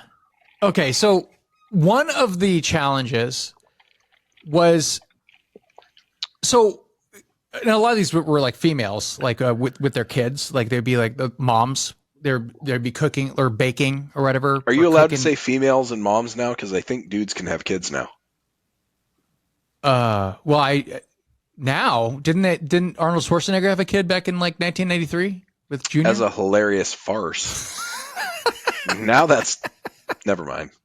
Anyway, they're there, they're making, like, they're preparing food, and the TikTok challenge was, instead of cracking like an egg, like on a bowl or something like that, you take the egg and you just like crack it on their head, and then you just put it in the bowl, and like the kid is stunned. They're like, wait, what? Am I supposed to cry, or am I supposed to, what am I? And then I love this so much. And then they keep going. Like, they just crack another egg, and then the kid's like, and sometimes the kid will cry, or like, but you know, eggs, they don't hurt. Right. So it's like kind of like they're just stunned. I don't like that. Oh.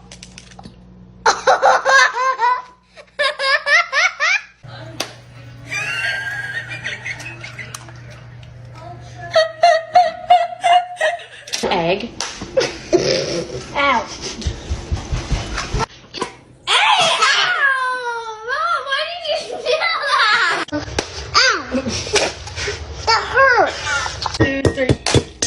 Hey, that wasn't very nice. I love this so much.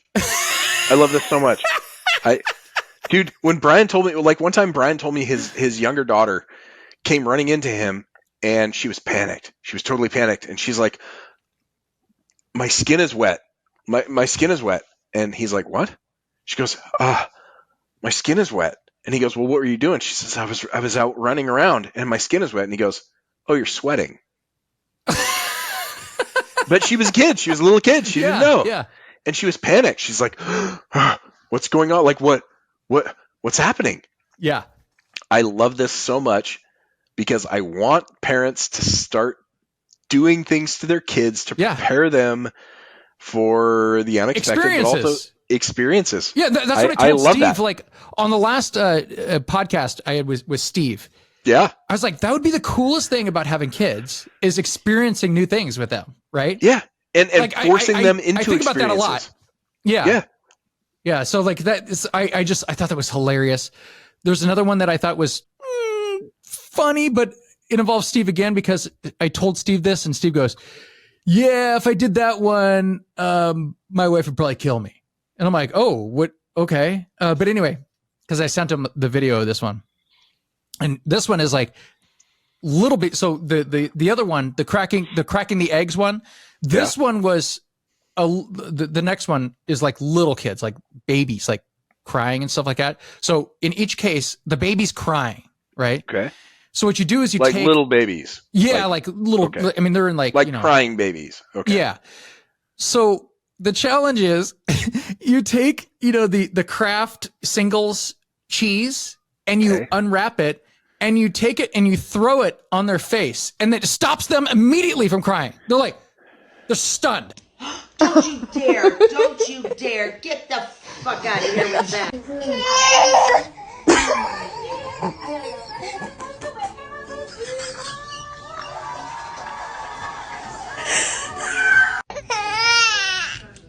Be stronger than it.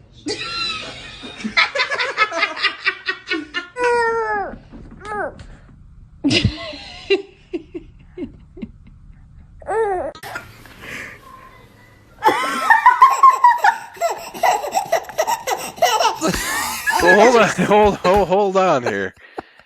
It's not going to hurt them in the moment, but that's an eating disorder at age 14, right? Like that's associating emotion with the smell of cheddar cheese. Yeah, like that's an eating disorder, I think. I think that's how eating disorders start. Well, is it an eating disorder if you don't let them eat it, or if? Well, yeah, because massive emotion, cheese. Like, who knows what they're crying about? It could be existential. Like, I'm a baby. I think I'm going to die. Cheese. Oh, cheese. Oh. So now every time they feel emotional, they're going to fucking buy a pizza. That's an eating. Look, I want to know. I want to follow up with these parents. I kind of think of, you know what I think of? You remember that scene from Superman 2 where he takes that thing and he takes that thing and it's like this thing and it goes over the bad guy and he's like, "Rah!" And like, what is this? What is this? I mean, it's brilliant to stop the kid in the moment, but how malleable are those kids? Like the first 2 years are like the years that you make them into the humans they're going to be. These aren't our kids. You don't have to worry about this. But it is going to affect society, right? Hold on. I used to fucking believe that, except now I realize I'm paying for it. Oh, that's true. You and I are paying for this shit. Those kids are going to be on Medicare when they're 26 because they will be incapable of going to work because their work smells like cheddar cheese. Oh, poor kids. Man, someone in their office will bring a ham and cheese and they're like, I can't do my accounting now. They have like a violent flashback from like, they're like, age accounting, one. ham and cheese. They're like, hey everybody, I brought some cheese pizzas in for the, oh god. Look, this is eating disorder. This is fucking. So you're not a fan of that one. You're not a fan of the. I mean, I think cheese? it's humorous. I think it's a brilliant parenting technique to get the kid to shut up. I think we all pay the price later. I think that one's. I think the jury's on that. The jury on that one is still out. Okay, so we're 2 out of 3 on that one. All right. Okay. All right. So the last one. That really affected you. Okay, the last eating one. just like it's an eating disorder. That's clearly an eating disorder. That's what that is. You're fucking manufacturing eating disorders, right? Okay. there. Okay. So the last one that was on here, it's basically involves animals, which these are always fantastic, but it's called the Level Up Challenge. And basically what you do is you get a bunch of rolls of toilet paper and you stack it up like in the middle of a hallway, right? And then you have your animal, whether it's a cat or a dog, you see how high they jump before they knock it over, right? So they'll start off with like a couple of them. Then the cat obviously like a jump over there. It's like, what are you trying to do? Like, what is this? Cats can jump over buses. Yeah. And then they'll get like so high, and then the cat will be like, I think I can make it, and like it just keeps jumping like crazy high. Most of the dog ones are just like, we're just gonna knock them over. They just fucking walk and knock them over. They're like, but cats are like, I don't want to ruin this. Cats want to fuck with shit when it's like, oh, this thing's almost tipped over on the counter. Well, let me help this out. Right. Cats are dicks. Let me knock over this one. Yeah, look, cats are predators. They would kill us if they could. No question. Mm-hmm. Dogs are predators who have clearly been domesticated. They understand where their food comes from. Yeah, well, they always say like there's a bunch of I think there was a guy that called in to Stern. I don't know if it's like called a first responder or whatever, but anyway, when you get called to a house for a checkup or whatever, and I haven't heard from Steve in a long time, right? Like, right, a welfare check. Yeah, you have to go in, and then they're like they've been dead for a long time, and the cats are the ones that will start eating you. Yeah. Cats are fucking, dude, cats are killers. Cats are lovable, and, if you're feeding them, and, but like you said, man, like... Dude, they're murderers. Cats are murderers. Like, look at the stats on how many, like, the biodiversity in neighborhoods where cats are outside. Yeah. There is none. They eat all the fucking squirrels, all the fucking birds. They eat everything. They eat all the worms. They kill everything. Yeah. Cats are killers, man. They are. You can see it. That's the thing. You can see it in their eyes. Yeah. You can fucking see. You look at a cat's eye, he's like, if I weighed 60 more pounds. Oh, yeah. Yeah. I would be taking dogs. You down, man. Dogs are pack animals, and they understand. Like, you can, Jewel calls me the dog whisperer. I know that I can eat a dog, and the dog knows it. So the dog never fucks with me. Like, I've had dogs. My neighbor had a dog in Indiana, barking, chomping, whatever, and he had him on a leash. He's like, whatever, and I came close, and he goes, that's not a good idea. And he goes, he's not going to bite me. And he goes, I don't think that's a good idea. I go, look, how about this? It's on me if he bites me. And the dog came up and then just sat down. The dog knows I can eat it. Cats don't give a fuck. If they were big enough, they would. Yep. Yeah, there's like certain animals, if they were like they always talk about birds. Like if birds were bigger. Oh, if birds, that's dinosaurs. Yeah. I was at the History Museum in Chicago, and I was looking at the giant fucking dinosaur thing they had, and the docent came over, and I was like, that's a bird, right? And he goes, funny you should mention that. Yeah. We just realized that we had the breastplate backwards. Yeah, it's a bird. And I was like, that motherfucker would eat us. Oh, yeah. 100%. Yeah. And I said, if chickens were big enough to eat us, fucking forget it. Right. Yeah. It's pretty wild. It's like, it's fascinating stuff. Yeah. So that was a challenge, but, all right, we're going to move into some news and entertainment. So Lee, one of the biggest conspiracy theories for this year, there's always conspiracy theories. Every year there's a conspiracy theory, but getting worse every year. Yeah, absolutely. But this one was kind of like a interesting one. How do you pronounce his name? The Russian guy that kind of like went against Putin. Yevgeny Prigozhin. Yes, and he died in the plane crash, right? Yeah, like the shocking. You roll right. on Putin and you get fucking dead. right after, right?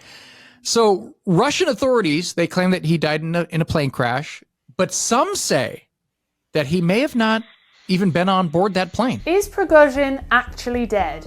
Here's the evidence and what we still don't know. Prigozhin's plane definitely crashed. We know this because flight tracking software shows it going offline at the same time and place eyewitnesses recorded a plane crashing to the ground. And there's footage of the wreckage which shows a partial registration number on the plane which matches the one registered to Prigozhin's company. But was he on board? After all, another plane registered to his company landed safely near Moscow after the other plane crashed. Could Prigozhin have been on the one that survived? Russia's aviation agency says Prigozhin was listed as one of the passengers on the crashed plane, and all 10 people aboard that are apparently dead. The only way we'd know for sure is if we could see footage of Prigozhin's body, or if external independent investigators were allowed to go to Russia and see the evidence for themselves. They're saying that, hey, he could have been on the one that survived. Look, Russia's a weird place. And what are you gonna do? You gonna go with Russia's like hey, look, they're determined that he is dead. So he has had a heart attack, and you're like, he fell out of a fucking hospital window. What? I'm sure he did have a heart attack. Technically, he's like, right. Yeah, his heart technically stopped when he hit the pavement. Right, but no, I think Prigozhin took a risk, and I think Putin used him as a way to show everybody how vindictive and powerful he still was. But I think he went against him. I think that Russia is a mafia state. I think he rolled on him thinking, I'm going to push him. And he had a safe state to go to, he thought. But dude, the Russians, they'll fucking kill you in a cafe in London. With read. Oh yeah. One of the books on my Audible is A Very Expensive Poison, about Alexander Litvinenko. Dude, they killed him with tea, with polonium poisoning in fucking England. Russia does not give a fuck. If you are against them, they will find you. They will kill you. They don't give a fuck. Yevgeny Prigozhin was a chef who was a caterer for fucking Putin, rose up to do this thing and run the fucking Wagner group and whatever. No, I look, could he be alive? I suppose, but it doesn't serve anybody to have him alive. The whole point was Putin had to show, if you roll on me, you're dead. Yeah, because that's to all the oligarchs. That's to everybody. Like, don't fuck with me. And that's why he is. I'm just fascinated. Like by now, don't you know this? Like, or does somebody eventually have to be that guy that does this? But I mean, right? but eventually, somebody's going to say we've had enough, and you have to. And if enough people say we've had enough, then Putin loses. Right. And that will absolutely happen at some point. Somebody's going to roll up to his Black Sea fucking $1 billion mansion and roll him because he's bad for business. Like, think about mafia bosses. They always die badly. They're the boss. They're the fucking one, right? But yeah, the next fucking John Gotti comes up and says, yeah, except now I'm the guy. Right. Russia's a mafia state. Eventually Putin will go down. I think his war in Ukraine exposes him, but also I think I really am starting to believe a lot of this shit about sort of the military industrial complex shit where like wars just happen because they want to spend their ordnance. And Afghanistan was invaded by Russia, then it was invaded by us. Now it's somebody else's turn. Like we spent 20 years spending money. Now it's somebody else's turn to spend 20. I don't know. I don't know if that's true. Yeah. But Putin, for sure, it holds power because he kills people who oppose him. So Lee, you're saying there's a 15% chance that he's still alive? We're going to give it like a 10% more than zero, but 2. Gotcha. Hey, listen, 2%, I'm not saying I agree with this. I'm just saying that's one of the theories out there. Like I think maybe Putin told him, "Hey, dude, we're going to fake your death. Like everything's fine. I just need to show people I'm for real. You're going to go and fucking retire and whatever." And then he fucking actually smoked him. Yeah. Like I think that's more the Russian way. Yeah. Some tragedies. Well, one of the tragedies was the Maui fires that happened, killed over 100 people. We just had the worst disaster I've ever seen. All line is burnt to a crisp. A paradise turned overnight into an inferno. Residents forced to flee in terror. We thought we were okay, but then the wind came, the gas stations blew up, everything caught fire by the brush, and then we just had to evacuate. Some jumped into action, warning others of the rushing flames. The fire's on Front Street, it's time to go! Thousands evacuated. This was a home. With no guarantee they'll have anything to go back to. The rebuilding will start with memories, a 150-year-old tree, a famed landmark, burned, but still standing. I was actually on that strip, which is a very famous historical part of town. And it's wild, man. Like those videos were nuts. Just people like... Yeah, that moved quick. Yeah. Yeah. So that was bad. AI technology exploded this year. They said that last year with the OpenAI and ChatGPT grew over to 100 million monthly users in just the first 2 months of this year in 2023. And companies like Microsoft, Google, and Amazon, they started investing billions of dollars into the platform. What are your thoughts on AI? A couple things.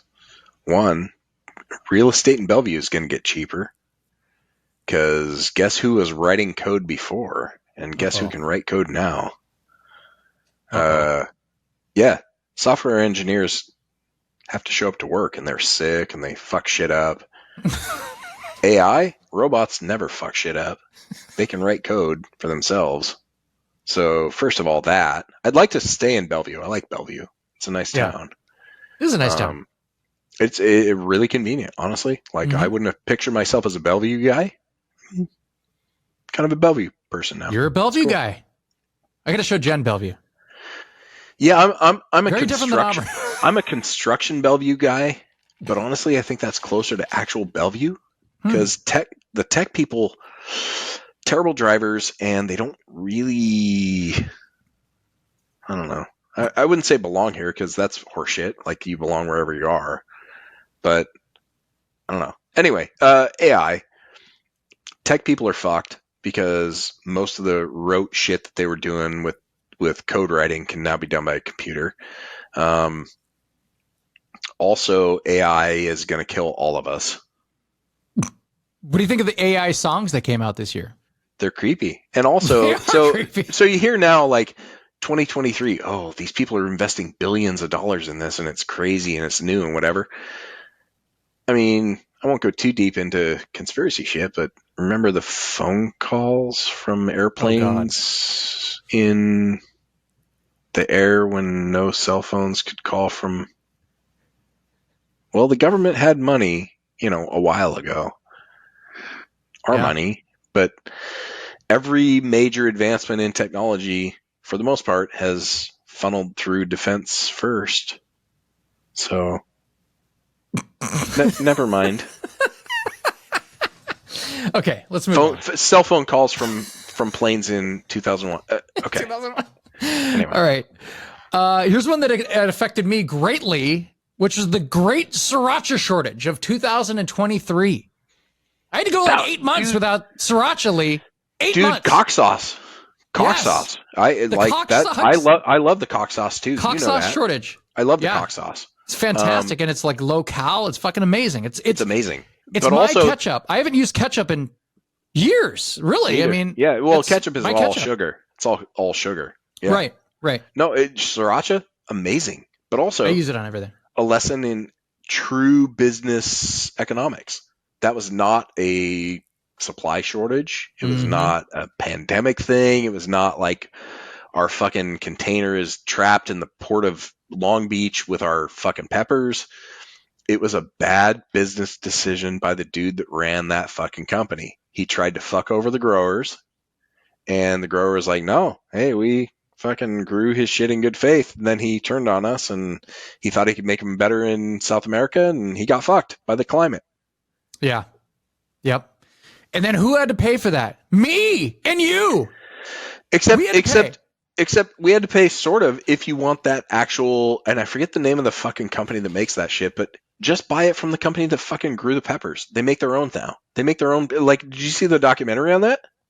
Yeah, I've seen a couple. I've seen a bunch there's of a documentary. news stories. Just I did. just Listen, buy I the did Sriracha. a ton of research on this, Lee. I know, because we both love cock sauce. Just buy the shit from the guy that grows it.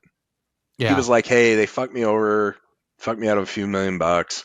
Like, just, I grow them. I know how to do it. We're doing our own. Just buy Do you know how many different Sriracha sauces I went through though? Like I just, none of them were good to me. Not one of them. Not one of them I liked. Did you try that one though?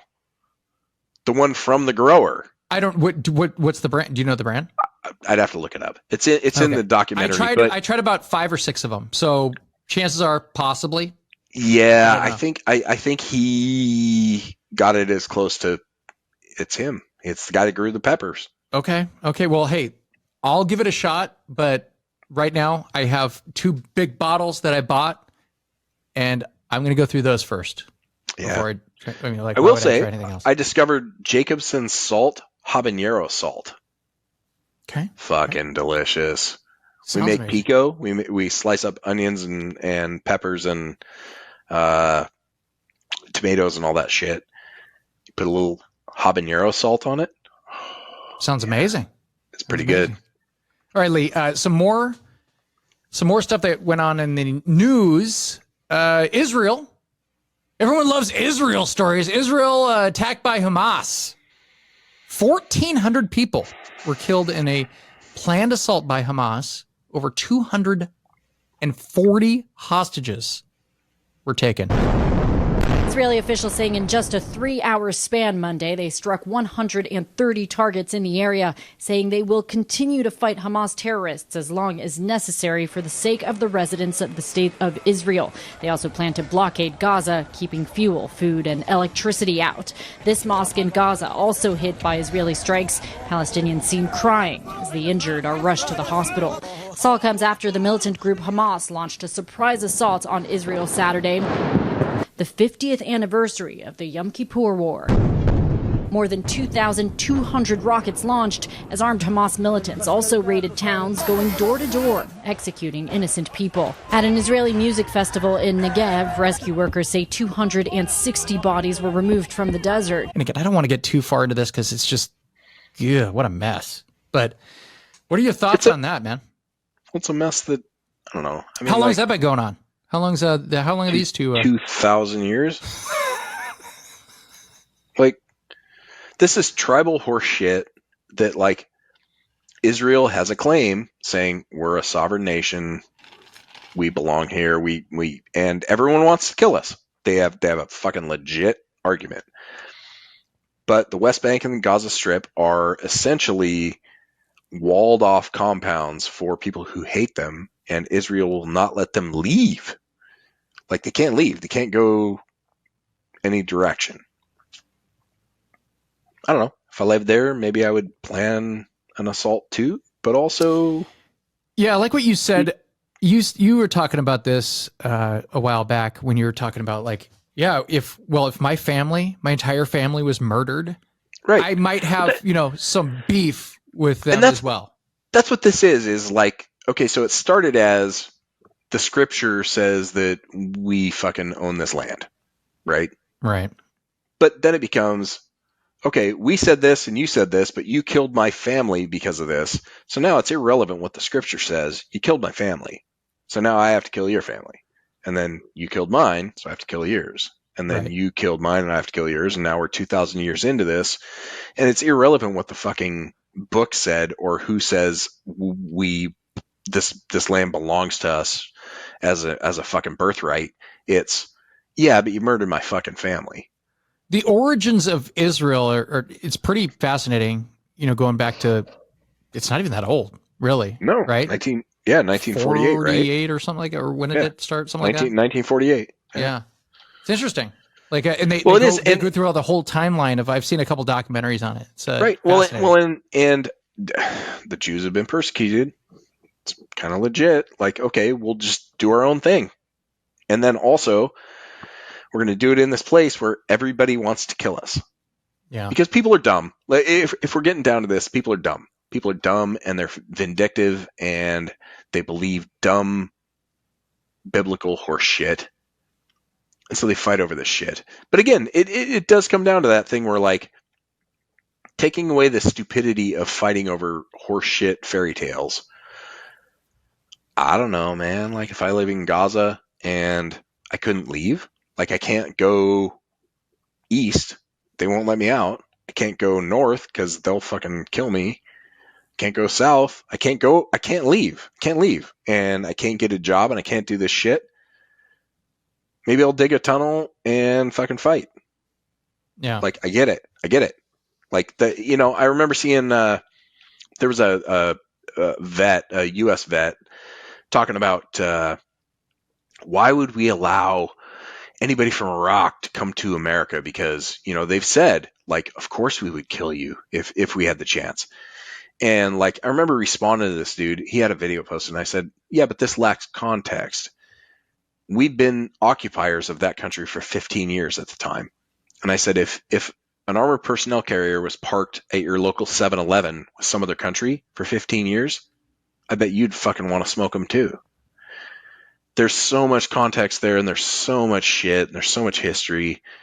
There will be no solving it because it's not biblical anymore. It's, you killed my fucking... It's personal, yeah. You killed my family. Right. Yeah. And maybe there's some horse shit about, like, oh, that's our land and whatever, but not really. It's really about, you killed my fucking brother, and now I got to kill you. Because if you killed my sister, maybe I come after you. I don't know. Well, Lee, let's move on to something more entertaining. More entertaining than fucking Israel and Gaza and genocide. Yeah, sure.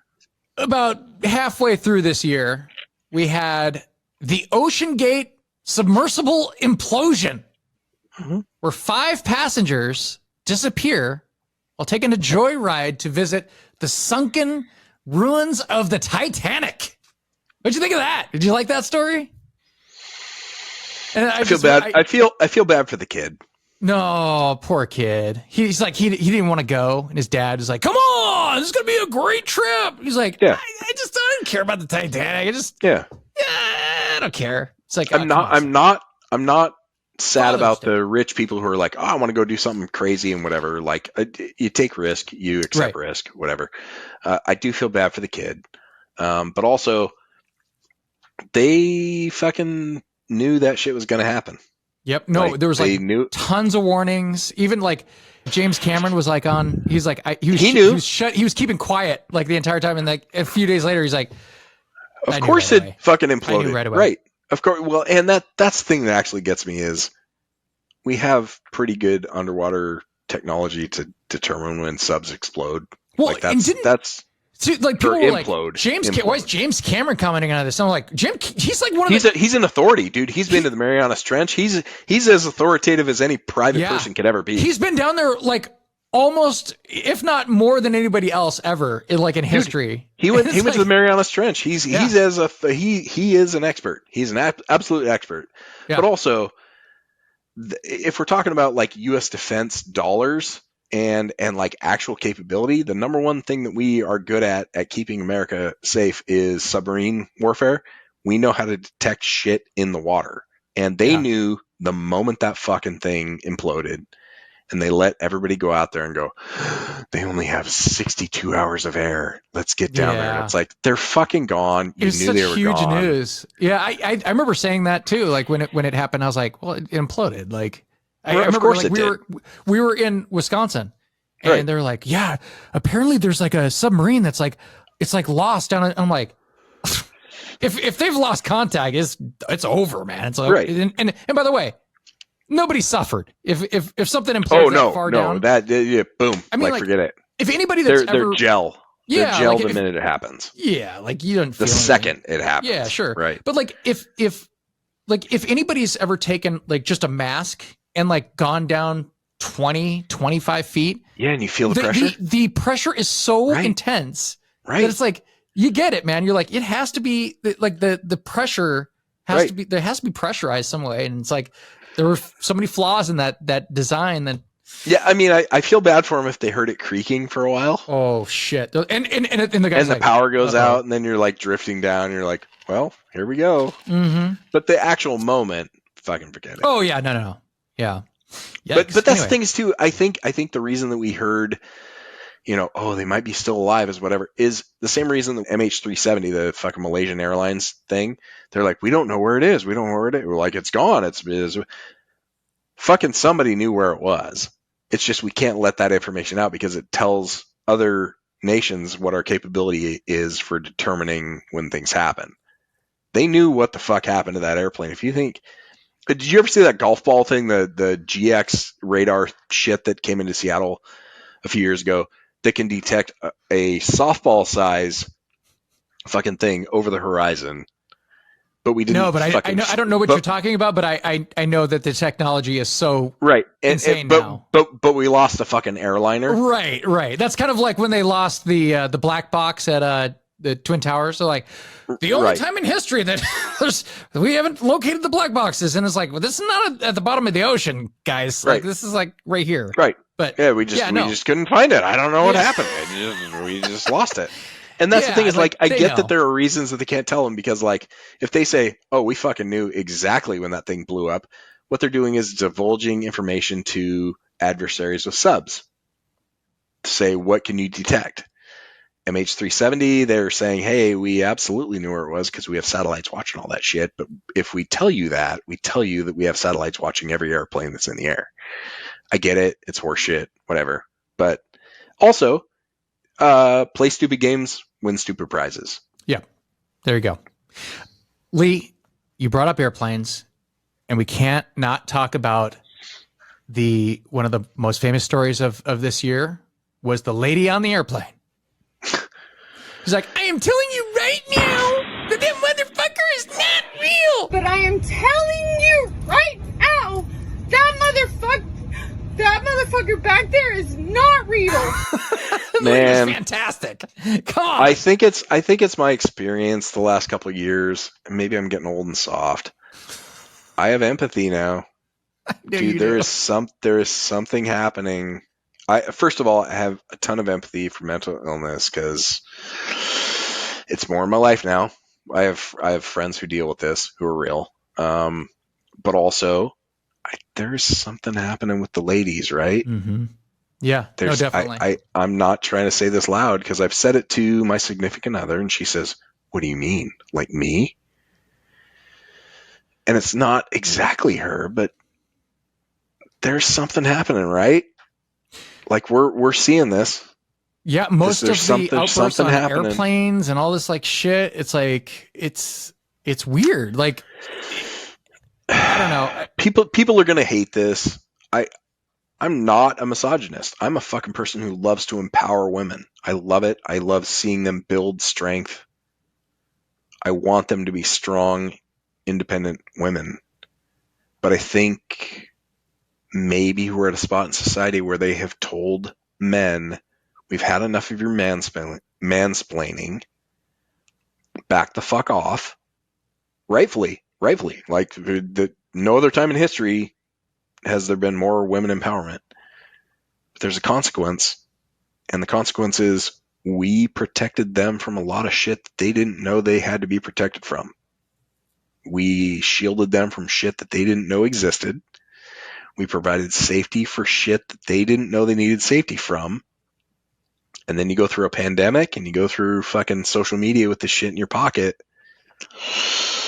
Yeah, and I see a lot of this stuff on social media too. Like a lot of this is caused by themselves as well. Like, yeah, one of the biggest things you see on TikTok now are girls that take their phone and record themselves in the weight rooms, and guys are so. Dude, I have to look out for it in the gym. Frustrated. I have to look out for it in the gym. I have to look out for it because if you get caught looking at a girl, they will post you and they will shame you. You will be ruined. I have to look out for it. Look, that's a real thing, right? But here's the thing. Do not look at people. Women are very empowered. I fucking love it. I love strong women. I love literal and like I love it. I love every bit of it. I want strong women. I don't think they properly calibrated how much we did to shield them from shit that they were unaware happened. And I think that they have now told enough of us to fuck off, that they're exposed to some shit that they weren't ready for.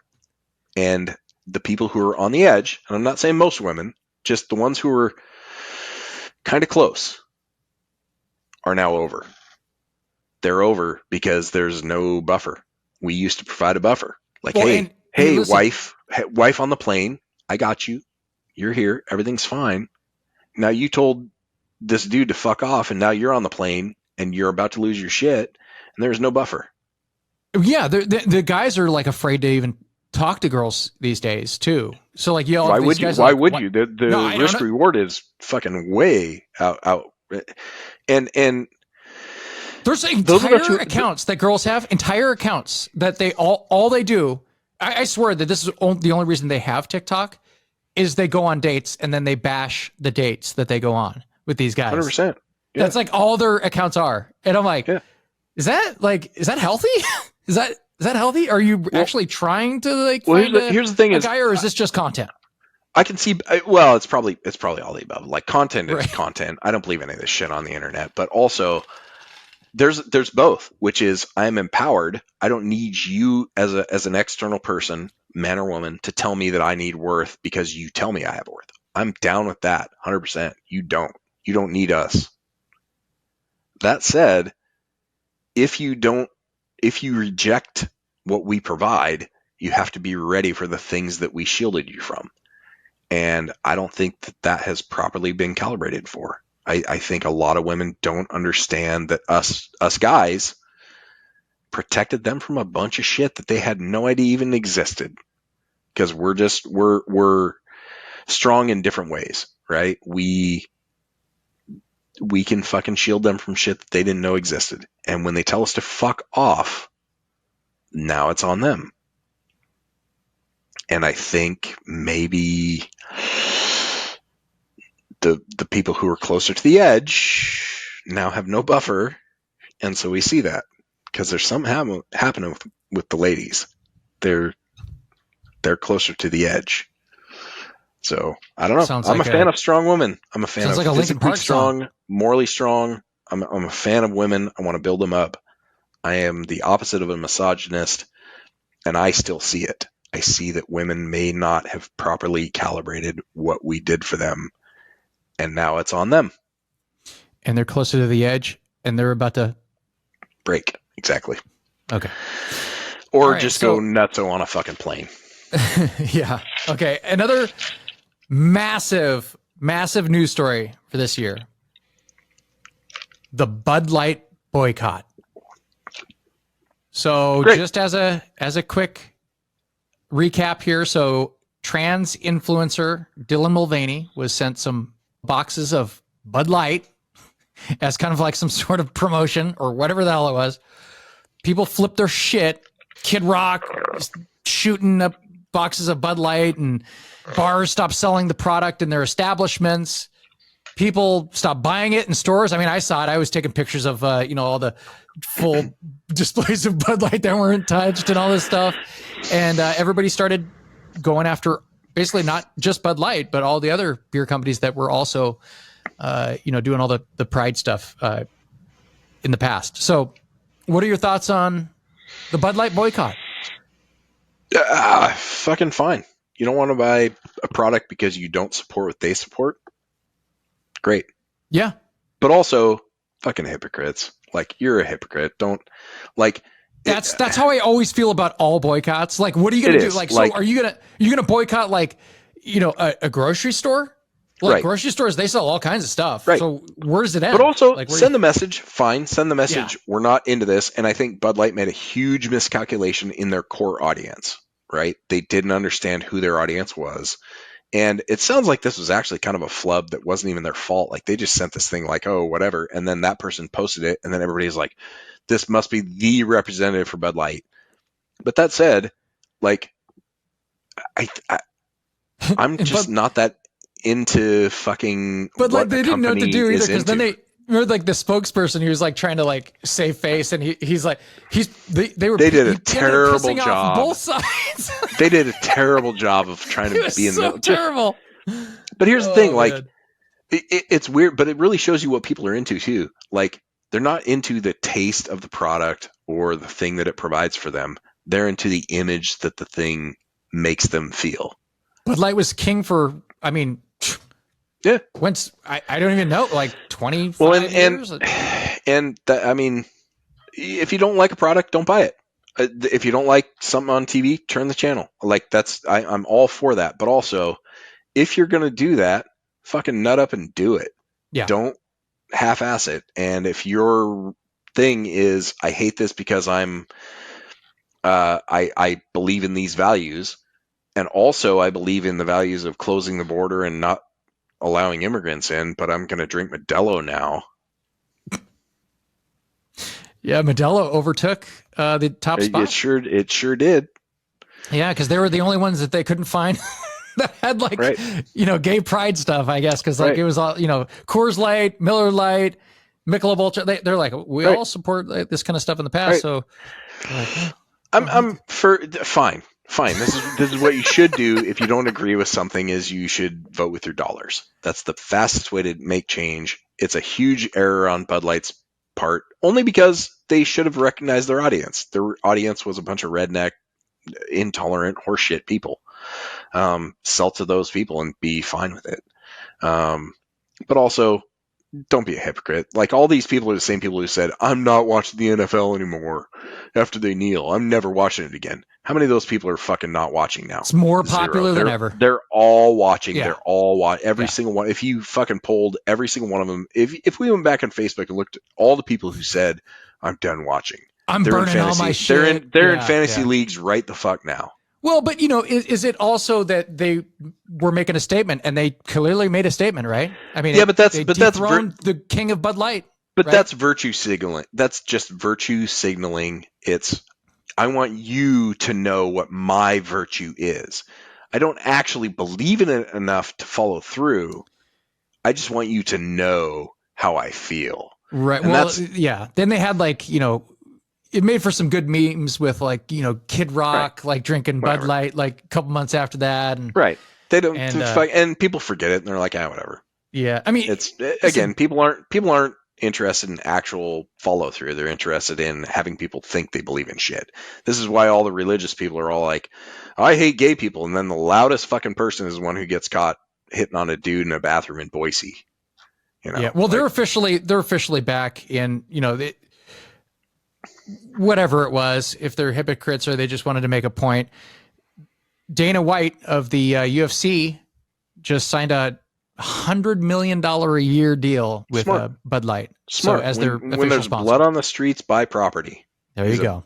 Good businessman. There you go. Yeah, he's a great businessman. Okay, so another all-time record this year, Lee. Great, huge, awesome record. Everyone's excited about this one. 2023 was officially the hottest year ever in history. And I I remember that in July, Phoenix set a record with 31 straight days with highs of over 110 degrees. The previous record was only 18 days. So they went from 18 days in 1974 to 31 straight days in July of this year. Now, I think you were here at the tail end of that. And it was like, I think it rained like when you guys got here. I was like, oh my God, this is amazing. It was super mellow when we were there. I think we broke the record. I think it was like 84 when we arrived. And it was still hot. Like, this is it. This is the end of the thing. Yeah, it was still hot, but it was like, it was like the very end of it, right? Yeah.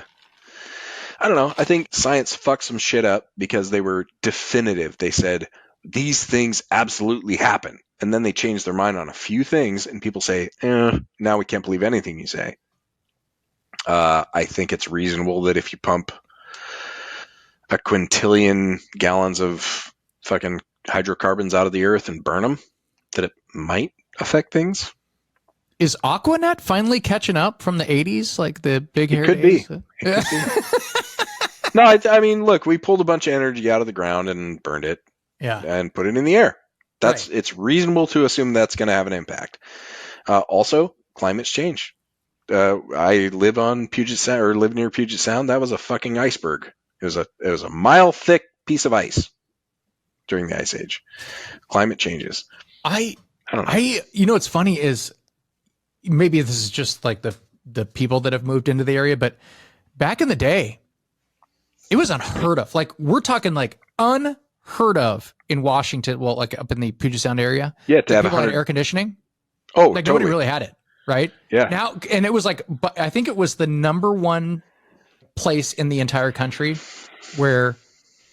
Dude, we had to have AC. That was the reason. Honestly, that was the reason we got this place, because it had AC. Oh, really? Yeah, we have to have it.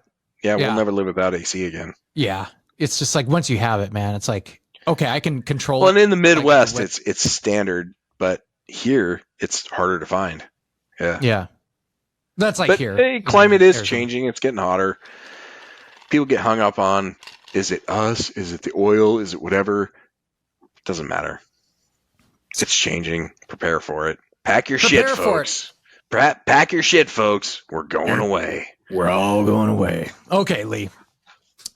Boeing delivers the last ever 747 to Atlas Air in Everett, Washington in January, at the very beginning of the year. That was the last ever 747. What are your thoughts on the last ever 747? Super bummer.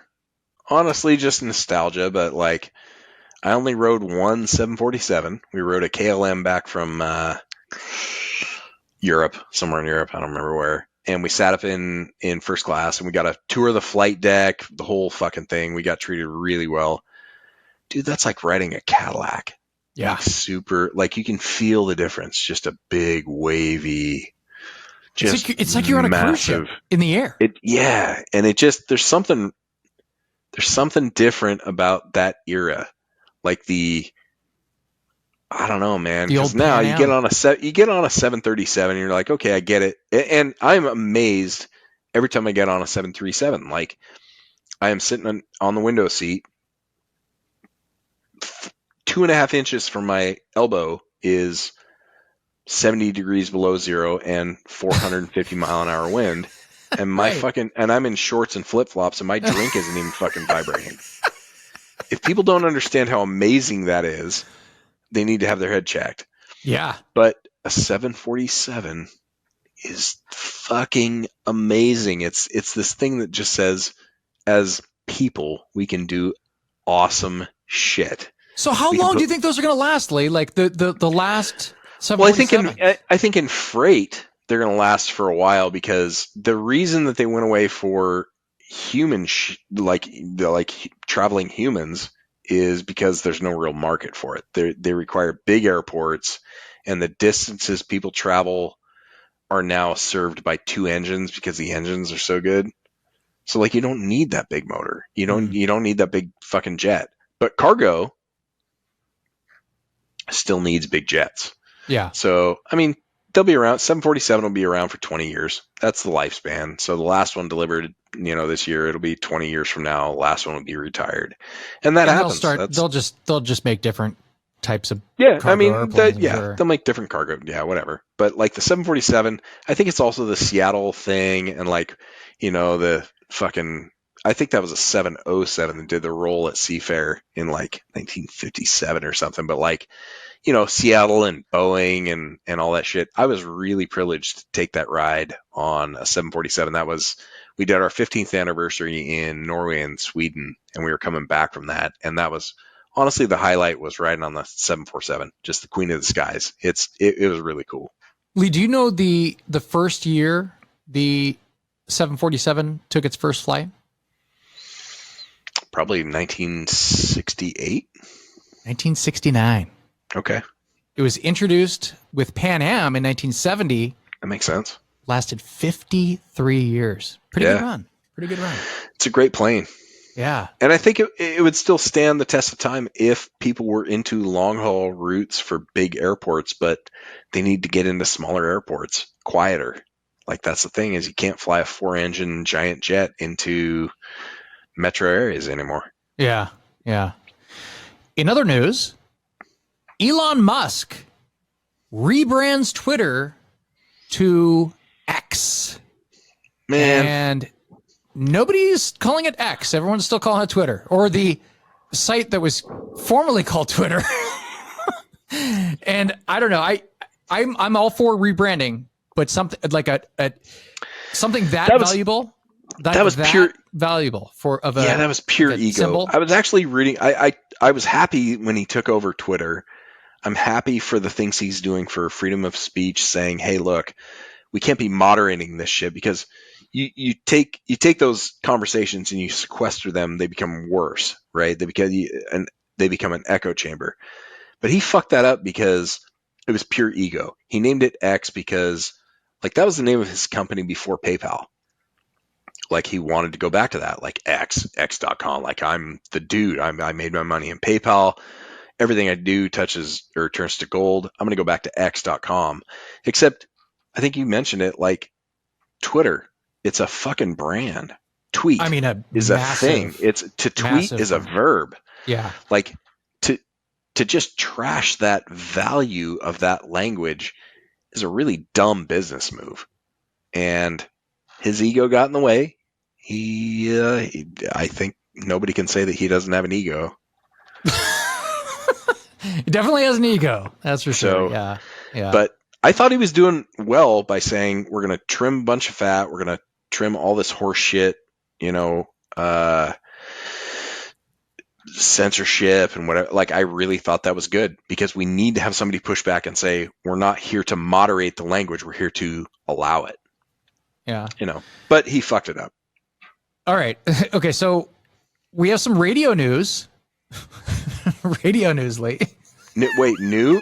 Doesn't new news imply new? Is radio new? Is radio still a thing? Well, it's still kicking around. I listened to it in a work truck today because I couldn't figure out how to get my phone to work on the thing. Well, anyway, I'm going to talk about some radio news here for you, all right? How do I make the old-timey voice that talks over the box that people gather around in the living room? So in Seattle, Lee, it was an end of an era in radio with Danny Bonaducci retiring from KZOK after 12 years. Is that the end Danny of the era? Bonaducci. He wasn't even a Seattle guy. No, it's a Cali guy, right? It's a Cali guy. But yeah. I think he went over. He didn't, like, he's one of those guys, like, Stern always talks about this. He goes, it shows you how bad radio is. Like, you can, like, be in whatever industry there is, like, name any industry, and it's like, you can always make it in radio. Right. Except as you have a name. This is the end of it, right? Yeah, no, it's the very end of it, yeah. This is the end. This is the end of radio. Pretty much, yeah. Like, you're not going to have people, like, look at these guys are, like, lasting this long, right? But these are the end of that kind of. There's way too many options now. Way too many options. Remember, long form shit like podcast. Look at Bonaducci. They shoehorned him into Corolla's show. Corolla's still going strong as a podcast. Bonaducci's done because he went to terrestrial radio. I mean, he made a good career for himself. I mean, he did. I think he did. yeah, but I think his career, he picked the right place. KZOK, people who remembered him from the fucking Partridge Family. Right. So. Right. So he's retiring. He's moving to Palm Springs. He's going to be sipping on some margaritas by the pool. Fantastic. Sounds amazing. Good for him. Yep. Replacing him is BJ Shea, who is going to be taking over after 18 years at KISW. 18 years. I remember when he started there in 2006. We're old. And I worked with him at the Buzz, and so pretty wild. I mean, I guess whatever. Like you said, I think it's, this is kind of like the end of the guys that we will know their names, like, in the industry, in right? regular radio. Like it's now about like you're a celebrity and now you have a podcast and I think podcasts are going to go away in their current form. The long form thing because everybody just has one. So there has to be a new evolution of it. I don't know what it is, but it's going to be something different. But nobody wants to listen to some fucking dickhead DJ. Hey, and so now we're going to talk about this and whatever Dungeons and Dragons horse shit that I didn't like for BJ anyway, but like he just talks about horse shit and then goes to a fucking traffic report and then an ad and then plays something else. Like we prefer the authenticity of a pocket. We want to sit and listen to people talk for real. You know what I'm fascinated by is he left Miggs, or whatever they call him now, Steve the producer, on KISW, right? And then Danny Bonaducci left, so he kind of retired. Who knows if he was forced out of retirement or if he's just actually retiring. I know he has some health problems or whatever. But his co-host stayed there, and they matched BJ with his co-host. I think that's kind of weird. Radio's so weird. Isn't that weird? Isn't it they don't even know if they have chemistry, right? They're just it's fucking radio. But what they're trying to do is shit. forget about chemistry. They want continuity. They want the people who are currently listening to Bonaducci to not leave. And they want the people who are listening to BJ to come over. Absolutely. Unfortunately, that sucks for Miggs and all the people who I'm sure got unceremoniously fucking dumped, which has happened before. Sorry, Toppy. That sucks. That's business, I guess. But yeah, I don't know. BJ, I'd love to hear the story from Miggs and the rest of the crew to see how they got turned on this one.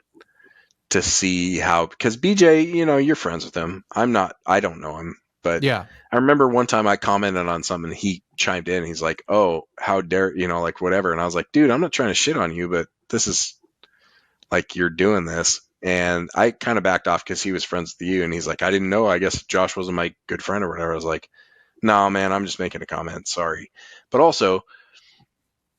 You kind of did reply to that comment, by the way. I remember that sucker. That was bad. No, I backed out. I just backed out and said, "Hey, dude, I'm really sorry. I don't know you." Well, the whole point of your comment was it was a vastly different show when he moved from the Buzz over to KISW, right? Because it was just he's going from midday, anything goes. I'm leading into the Tom Likas show, the Likas era. Yep. Yeah. So it's and now I'm I got to be more kind of mainstream to the general Seattle audience. So, and I'm sympathetic to that. I don't know.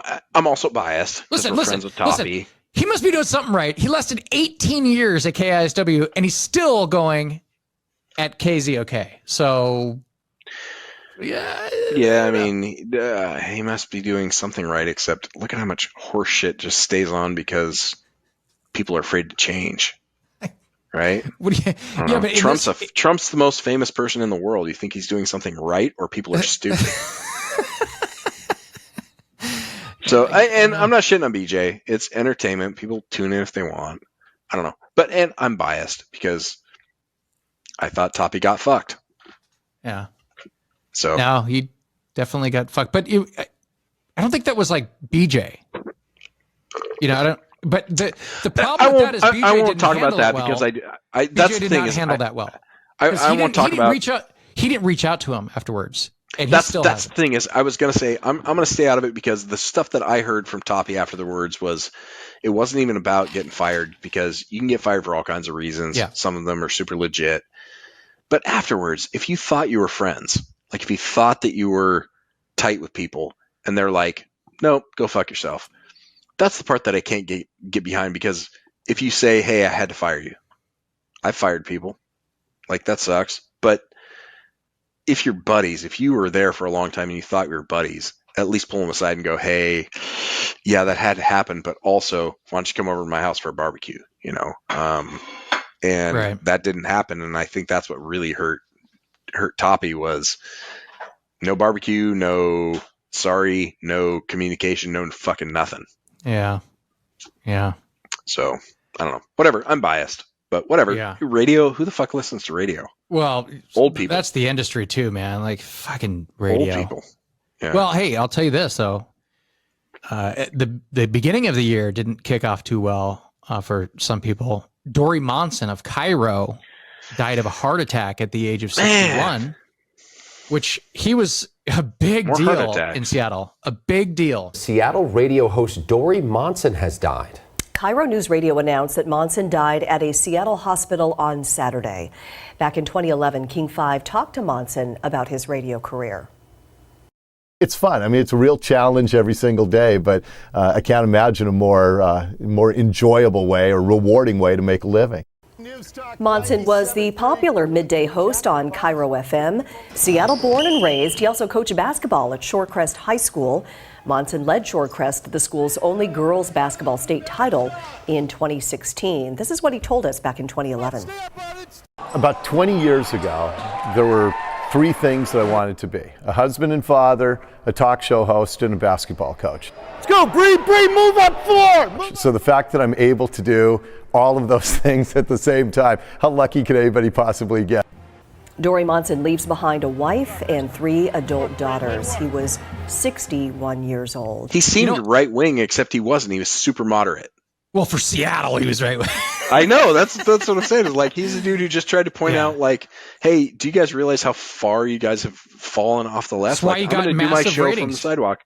Massive right, because ratings, he was reasonable. He went out and did his show from the sidewalk because there were tents all over the sidewalks in Seattle.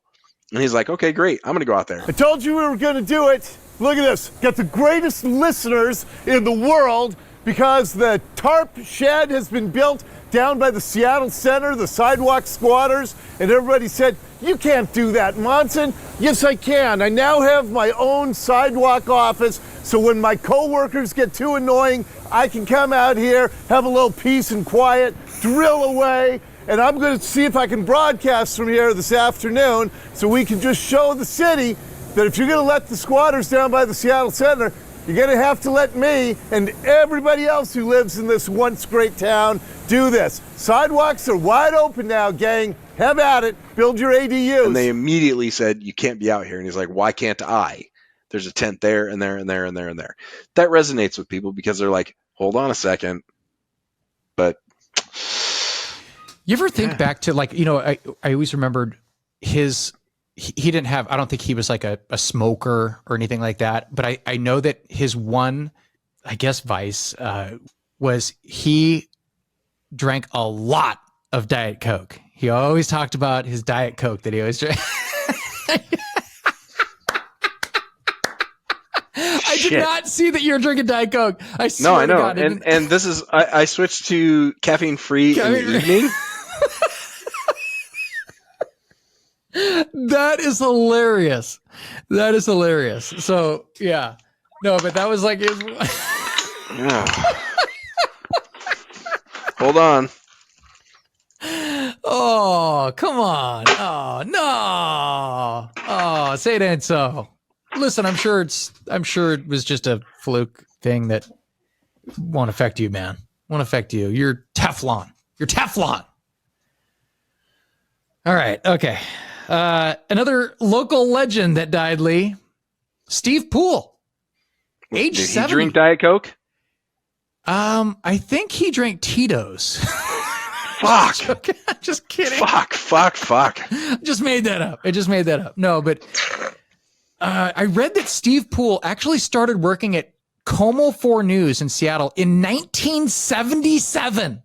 1977. That's how far he goes back. So by the time we watched him, he was 30 years into his career. He was a seasoned 20 vet. years in it. Yeah, 20 years into his career. Damn. Steve was a trailblazer. He was among the first African-American weathercasters in the country who became a local personality. He was an 8-time Emmy Award winner and author and father to 2 daughters, not to mention one of the most recognizable and trusted faces on Seattle television. His wife shared this message on Steve's Instagram, saying in part, "Please know that he truly loved his job and this community and felt so privileged to be a part of your lives.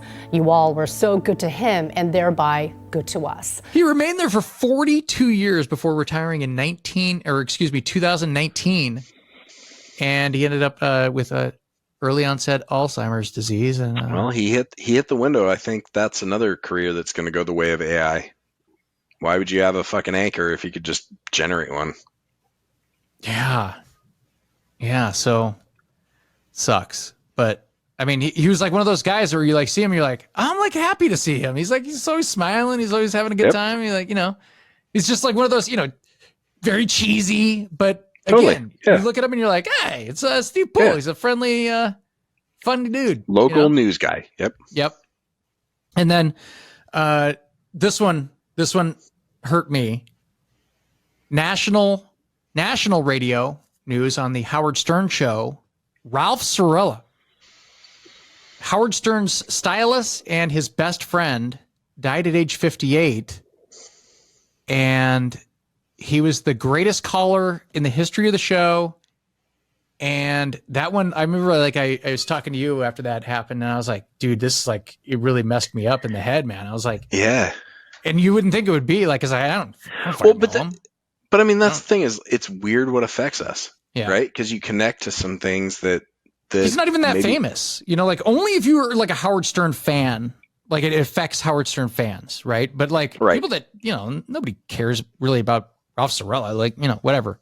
But when I heard Howard Stern talk about it, that was what messed me up in the head. I don't even know where to begin with this horrible story and how sad I am, but my dear friend Ralph, of course, who calls into the show all the time, and Ralph, who has been at my side for so many years, has died. And I tell you, it's going to be difficult for me to get through this obituary, if you will. But I just have been so sad and so angry. I think this is the toughest part of loving someone, when you lose them. And Lord knows I loved Ralph. The bottom line is Ralph was a trustworthy, dear friend who made me laugh every time I was with him. And the trust and the admiration we had for each other was genuine. Let's just say, rest in peace, Ralphie boy. Yeah. I can't believe we're saying it, but this guy was my man. And he's like the brother I never had. The thing with I think you mentioned when we were talking about it that he was Howard's best friend. And when you hear people talk about that, that thing where it's it's not radio anymore. It's not some fan. It's not some guy on the show. It's your buddy. It's somebody you know. And I think you mentioned, the reason you started this show was specifically so you could talk with your buddies. Yeah. I think that makes sense that you were affected by that because that's what we are. And I keep saying, Jules says it all the time. She's super envious of, I'm still buddies with my best friends from high school. When you start talking about stuff on that level, and I think Howard Stern's an entertainer, he's a bombastic dude, but that might have been the moment where he's like, it's just my buddy, when he said that, when he said that all of their close relationships, or I'm sorry, all their close conversations that they had and stuff, they're gone. They're just, I mean, he might have, tapes of them occasionally talking about some of that stuff, but yeah, that's really one of the things that when I started the show, I wanted to preserve some of these conversations or some of our opinions or thoughts on anything. I think it's so awesome because of that, but also because we're old. I can't remember them now. I can't, I remember you were trying to coax stories out of me a long time ago. I can't remember all of them now. I'm so glad somebody was like, hey, do you want to tell that story? And a guy like Howard, who has amazing experiences with celebrities and all kinds of shit, he still has his buddies. Like, he still has those dudes. And to lose one of them, like, and we, like, this year we almost lost one of our buddies. Like, we're a pretty tight group. You know, we got a tight little group from high school and college. I mean, yeah, one of our like really close friends was like, I think you guys should know that I had a massive heart attack. Right. And I'm like, what? It was like pretty, like, it made you like go, whoa, like one of our tight, like real tight, like group of friends. Like, yeah, because I mean, we have friends but like, there's a group of us, like everybody. I have learned over the years that this is pretty unique. Like, not everybody has this group of friends that they fucking roll with. Yeah. And like, we're lucky, dude. We're lucky from high school. Like me, you, Ryan, Ethan, Kevin. Like, we're tight for most of our lives. A lot of people don't have that. Yeah. It's pretty unique. So I don't know. I'm just super grateful that like this, like, it's almost like you know, when you started the pod, when you started the pod, I was like, cool idea, but I didn't know who would watch it. And then I realized you don't give a fuck who watches it. No, the whole point is I never cared. Yeah. Which is I fucking remember awesome. people saying like, what do you want to do? Like, how you expect? And I go, I don't care. Like, it's but that's the brilliance of it. That's the brilliance of this whole thing is that's not the fucking point. Yeah. The point isn't to make it so people will watch. The point is we Can you imagine how sit down stressful and that talk. would be? Like, I've never cared about that. No, yeah, right. You know, it's always fun to see like if something explodes or something, but you know, like, but hey, it's a look at that special many kind of views. brilliance. It's a special kind of brilliance to say, yeah, but that's not what this is. This is me taking the opportunity with technology to preserve the shit that people don't think to preserve. Right. Howard Stern, I bet, wishes he had a buddy podcast or a buddy show from the beginning with his buddy who is now gone. Well, listen, one of the things that you brought up a long time ago, I don't know, 5-6 years ago, is you said, yeah, I mean, I like listening to Cirella.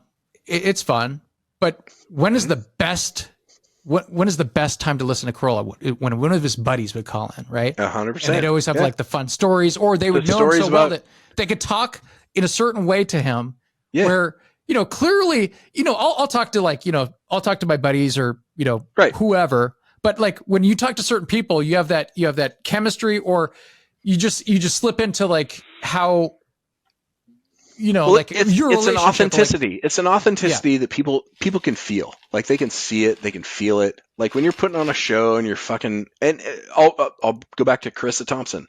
The most endearing thing I've ever seen her do was cry talking to Geno Smith. And she was crying not because she liked his story and the underdog thing, but she just looked out the window and she's like, fucking Seattle. Like, and I did that in front of you guys. I cried when we were watching that fucking Anthony Bourdain thing. I was like, fucking Seattle, home. Like, that, and you guys are like, what's fucking wrong with you, dickhead? And as good buddies, you're like, dickhead, why are you crying? And I was like, fuck, Seattle, home, like home. Those are the authentic moments that people understand. And they don't often actually get aired because nobody wants to take the risk on that. And because it's not going to connect with everybody. Like, somebody, you know, people watching who don't understand what it's like to grow up in Seattle with fucking mountains and water and all that, and they see that thing and they're like, who gives a shit? That place is liberal as shit. Fuck that. Like, but if you grew up there and you see that and you fucking miss it. And I get, like, when Carissa Thompson got on there and she was looking out the window, she's like, this place is so amazing. And it's like, you don't get that until you move away, until you see it. That's authentic to the people who fucking experience it. That's what this is. It's buddies. It's real shit that isn't going to appeal to the broadest audience. I think it's brilliant. I think it's awesome. Okay, moving into sports. You just got your shirt back in the frame. You're a fan, but you're not a fan like this next fan. Patty Hammond, a.k.a. Mama Blue, dies at the age of 92. Legendary Seahawks fan Mama Blue has died at the age of 92. Her real name was Patty Hammond, and she has cheered on the Hawks from the stands for more than 4 decades. In 2007, she became the first ever fan to raise the 12th man flag before a game. In 2020, she was voted Seahawks Fan of the Year. Her daughter posted the announcement of her death on Facebook. There's no word on how she died, but she had been diagnosed with pancreatic cancer in 2020. She was wildly recognized as the greatest Seahawks fan of all time. That's true, right? I mean, I don't know how who would even be number 2? I mean, she's so far ahead of like everybody else. Well, I mean, there were some fans, or Bill the Beer Man and some other guy, like whatever. There were some big fans, but they've all been gone. Had a stint, had a like a 10-year stint. Yeah, she was original, 1976. She was an institution. Yeah, no, she was the real deal. Yeah, and fan. I think you mentioned at one point, like some people argue Paul Allen might be the best fan. Yeah, Ethan Paul Allen is a great Seattle. He's one of the greatest Seattle guys ever. But you can't call him the biggest fan. No. Because that fan to me implies sort of sacrifice, right? Like, I skipped work for this. And, I didn't get a promotion because I wanted to travel to the game in Pittsburgh. Like, yeah. There's something about being a fan and suffering through the shit. Like, well, also 76 to 96. 76 to 2004. This is bad.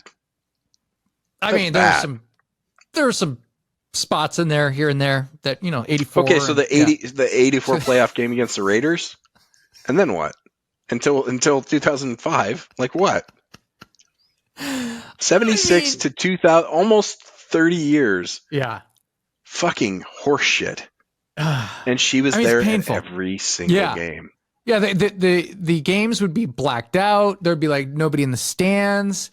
But then you'd always see like a highlight of like Mama Blue, like she's over there in the stands. You're like, what the fuck? Like what?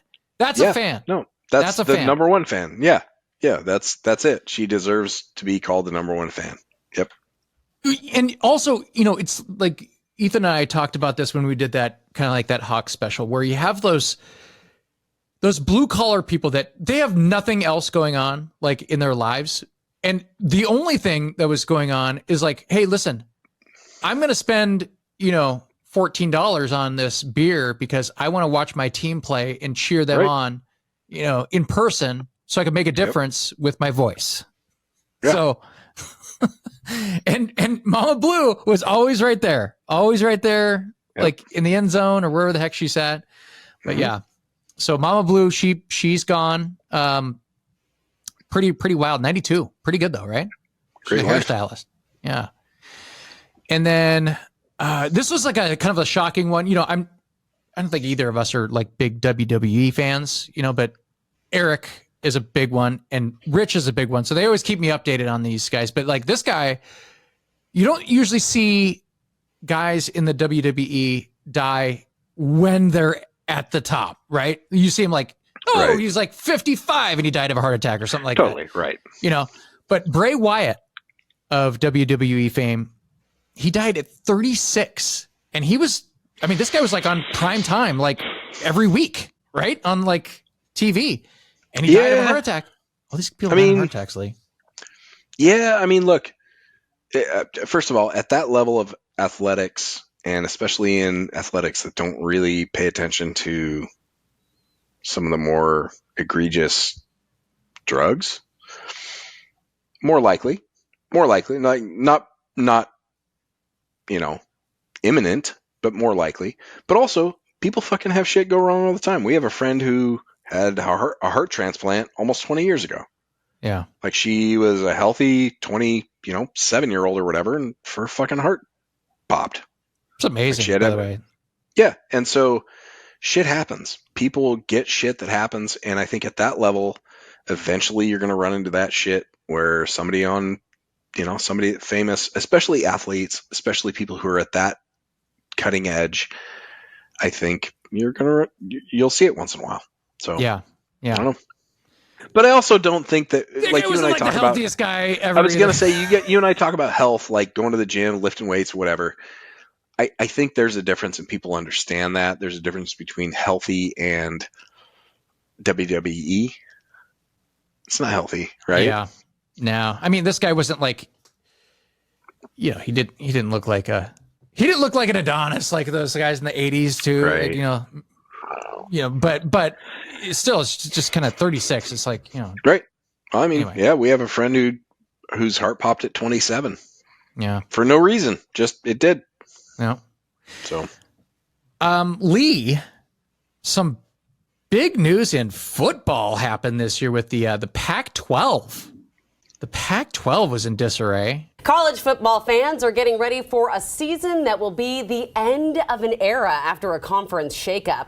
The Pac-12, as we know it, will look a whole lot different this time next year. We've got UCLA and USC pulling out. The next team to leave was Colorado for the Big 12.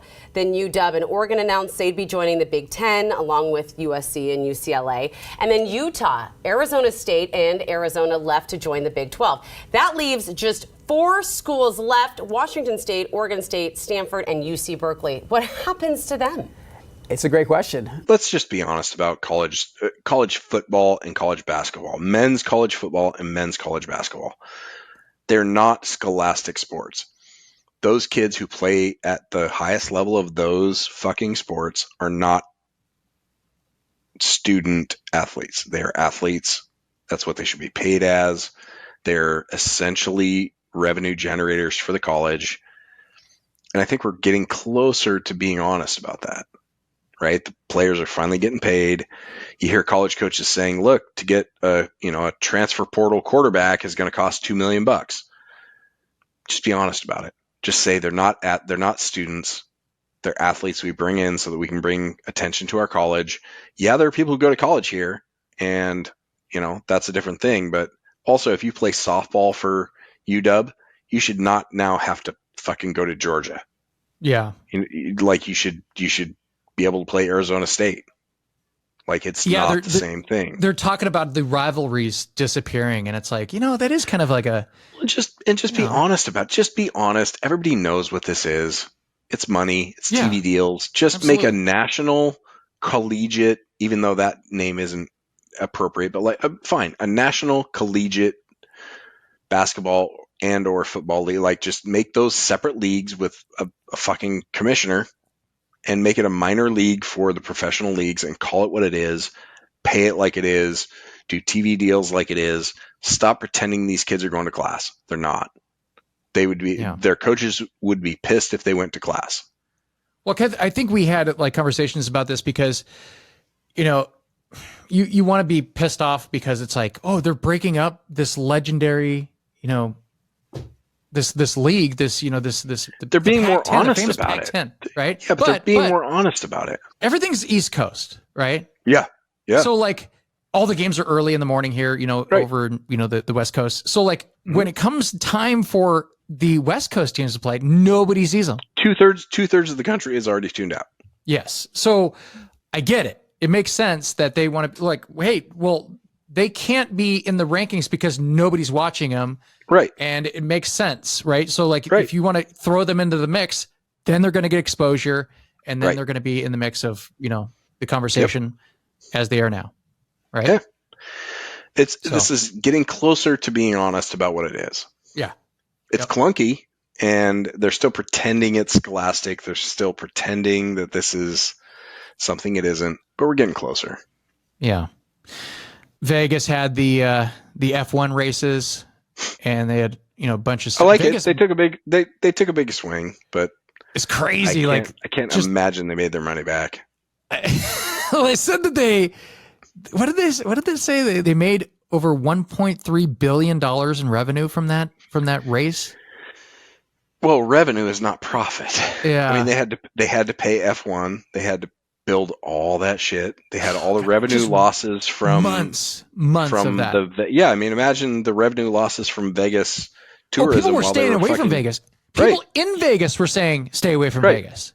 Right. So I can't imagine they made money. I like the swing. I like taking a big swing, but also I don't think they understand America. America doesn't care about F1. America's full of fucking tobacco chewing fat NASCAR. I love how you're like, America's not F1. America's NASCAR. Dude, F1, you couldn't fit the average American in an F1 car. I couldn't fit in one. They're tiny jockey people because it's that fucking crazy competitive. The power to weight is those guys are all 5'2", 130 pounds. Wow. That is not America. Fuck, That is I don't know not. anything about we it. Are, yeah. America is fucking Big Money Carlo. Fucking driving around and that dude's going to get out and spray a beer on his buddy. Like, just this is being honest about what your market is, being honest about what it is. F1 is not America. America doesn't give a fuck about F1. Sorry, they don't. Okay, well, how about this? America doesn't give a fuck about F1, but do they care about baseball anymore? Because the World Series hit an all-time low with only 9 million people tuning into Game 1 of the World Series this year. 9 Guess million. Who fucking called that as soon as I saw who was in it? Yeah, nobody cares about that because baseball has been failing at creating people who understand the game. They've been focusing on charging as much as they can to make people watch. They've been blacking out games, making regional sports networks, and making it. You have to have 5 subscriptions now to watch every game if you want to watch it from home. Our tickets for 20 games this year to sit in seats that at the Kingdom would have cost $13 each were pretty obscene. They are missing the fucking point. Yeah, I mean, so 20 games, 2 seats. We're sitting behind the dugout. How much do you think we paid for those? Oh, behind the dugout. I mean, they're row essentially row 4. They're like row 7 starts at row 5. So they're I don't know. Row 4, I don't know. I haven't been to a baseball game in so long. I couldn't really tell you, but I'm guessing 20 games, 2 seats. Well, I don't know. So wait, can I just do the one game, or do they vary? Yeah. Okay, I mean, we can do the math on 20 games. Yeah. I don't know. I'm going to say $50 a seat. So we paid. This is how many games again? 20? 20 games. 20 games, okay. So $82.50 a seat. Wow. And that's the discounted season ticket holder rate. And that includes all the shitty games. Like the shitty, Tuesday afternoon or Tuesday evening against fucking Tampa Bay or whatever. Actually, they're good. Damn. So that's a bad one. Tuesday against Cleveland. Wow. But so $82, and we could have done cheaper, right? But sure, baseball is missing the fucking point. They're not teaching people the game, and therefore, the people who are playing the game, people can't identify with, and that's something. Even though I like the game because I learned the game and I understand what's happening, but most of the game is in Spain. Yeah, but most of the game is in. You were able to watch it. How do you find these games anymore? I worked in. Yeah, that's the thing is, I was capable of doing it. And also I sought it out, but I played it. I liked it. I worked in Major League Baseball. Like I'm the dude who wanted to go do that. But now, how do you fucking watch games? They're doing the opposite of what the NFL is doing, right? Right. The NFL still has the big network deals, and then if you can't find them on one of the big network deals, they have something that everybody else in the world has now, Amazon. And you're just like, oh, well, we already have Amazon, so click, and that's an amazing feature, by the way. Right. The Amazon feature. I mean, that's the thing is baseball does have a disadvantage, if you want to call it. They have 10 times as many games as football. Right. But also, therefore, put it everywhere. Why are the Kardashians famous and why are they billionaires? Yeah. Not because they have talent, because you put them out there and everybody got to watch them. You just fucking pump them out until people are like, I love the Kardashians. I must love the Kardashians. They're everywhere. I must love them. Now they're billionaires. Baseball has said, oh, you want to watch us? Well, join the MLB package. And you're like, great, I did that. And they're like, oh, but that's only some of the games. You can't watch a home game because that's blacked out. You have to get this package. Well, fuck, okay, Xfinity. And Xfinity's like, no, that's a premium package. You're like, fuck, okay, I pay for that. And then they're like, but not all the games because Sunday games are going to be on Apple TV. And you're like, fuck, I don't have an Apple. Okay, I guess I'll do Apple. And they're like, okay, but that's not all of them because Amazon has some. And you're like, see, fuck. That's the problem, though, is like what you're saying is because people are just going to be like, well, I don't give a shit. I don't care that much. Fuck it. I'll watch. You're pushing me away. Something else. Yeah, you're pushing me away. I don't I shouldn't have to try this hard. I should flip on the TV and it should be on either one of the networks or even one of the big cable channels. They're missing it. They think that their product is worth more than it is. And they keep trying to presume that people are going to keep paying these prices to see them, and they're missing it. What they should be doing is letting people watch as much of it as they can for free so that they will consume the product. It's ridiculous. But whatever. They're learning the lesson because And again, it's who do you identify with in baseball? Half of baseball speaks Spanish now. And I'm not a racist. I'm not ethnocentrist. Yeah, no. Pretty hard to identify with people who have interpreters doing the fucking post-game interviews. Yeah, we heard that argument 15, 20 years ago when it started. And the reason is because Americans aren't playing baseball. Yeah. Yeah, it's like it's farmed out in like where like down in Cuba and Venezuela. stuff. Venezuela and fucking Asia. And people are playing baseball elsewhere because for a whole bunch of reasons, but mainly because it's expensive here to play. Now it's all club teams and travel ball and parents with a bunch of fucking gear and whatever. Mm-hmm. If Major League Baseball was smart, they would invest $1 billion into making sure that every single kid has the equipment to play baseball and they can go out and play it and learn the actual game so they don't go to games thinking, I'm going to be bored unless I see a home run. If they understand half the game, movies in the 70s were like little kid, baseball game movies, right? Because they all played. Baseball they all cards and all these, they all played. That's the thing. You got to get them to play. You got to get them into the game so that they understand what's happening. They understand why the fielders shift, what pitch is likely to come in a certain situation, why the runner might run, why he might not run, what's happening. Because then you can watch the game and enjoy it. Because baseball is slow unless you know that shit. It's slow. Yeah. It's like, what's happening? Oh, that guy struck out again. Okay. So I just want to go over a couple of movies that I kind of like took note of. Did you see any movies? Did you see any movies that that stood out this year? Like whether they're actual not really. We watched documentaries or anything like that. No, I mean we watched the chemistry thing with Brie Larson on. I think it was on Apple TV. It was a pretty good series. Mm-hmm. Surprisingly good series, just about I don't know, super cerebral and good dialogue and whatever. I can't even remember the name of the fucking thing, but it was really good. So watch the thing with Brie Larson. It was good. And then rewatch Ken Burns' Civil War. I rewatched that. Apropos. I haven't seen that in a while, but I definitely want to check that. I love Ken Burns documentaries. They're fantastic. They're great. I think there's a thing in the beginning of that thing that says like, we fought this war if maybe only to live in a society that can't conceive of how this war could have been possible. And that made sense in 1990, but now having lived in 1990 and 2023, I can say now we can conceive of how it could be possible, right? Yeah. Time to watch it again. Yep. That's crazy, man. That's wild. Yeah. A documentary that I kind of stands out that I saw this year, actually came out in 2020, but I saw it this year, was Herb Alpert is ... which is basically the story of Herb Alpert and like the Tijuana Brass and all that stuff. Sure. Not one of my favorite artists or anything like that, but some catchy music. I mean, like they say like, 1966 sold more than the Beatles and stuff. He's monstrously huge.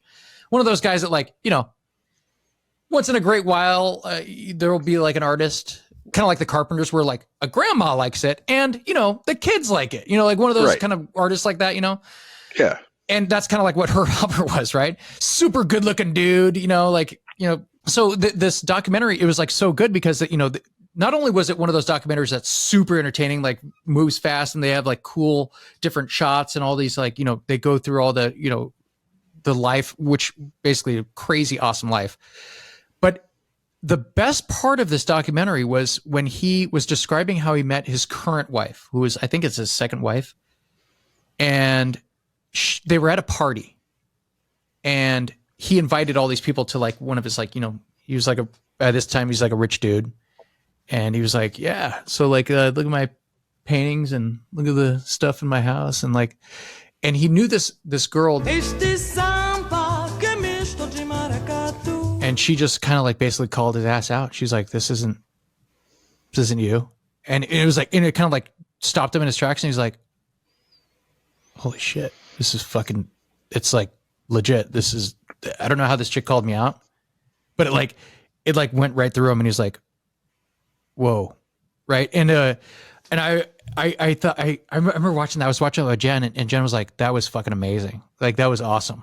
And I was like, this is cool, man. Because like, you don't think that part of a documentary would be like the part that I remember. Right. No, but isn't that what we were just talking about? The difference between like what your podcast is and some other shit. Like Yeah. That's what's actually interesting. Yeah, the humanistic part real of the, shit, not the production shit. Like, tell us how you fucking got that sound out of your trumpet. Because anybody can do that, right? Yeah, it's and also nobody has experience with that. Nobody gives a fuck. We don't play trumpet. We don't know how to do that shit, but we know how relationships work. Yeah, it was cool, man. So if you get a chance, I would suggest checking that out, just because it's like it was interesting. And what's it was on highly Prime or entertaining. Netflix or? That's a good question. I'm not sure. I'll get back to you on that, but I'll let you know. But biggest movie of the year was Barbie by a long mile. It was a huge movie. Did you see that movie? Nope. I Jewel saw did. it. She went and dressed up and did a whole thing. She had fun with her friends. There you go. I like that part of movie. Like it almost has to be like that now. Like, you know, because everything's just. Why the fuck would you go to the theater otherwise? Right. So like you watch it at home if you want to just watch the movie. I enjoyed that. You know, the big Barbenheimer weekend that they had, you know, totally. where like, you know, girls were like, I haven't seen either of those movies, but yeah. The Oppenheimer movies, like, you know, they dropped the bomb. I know how this is going to end.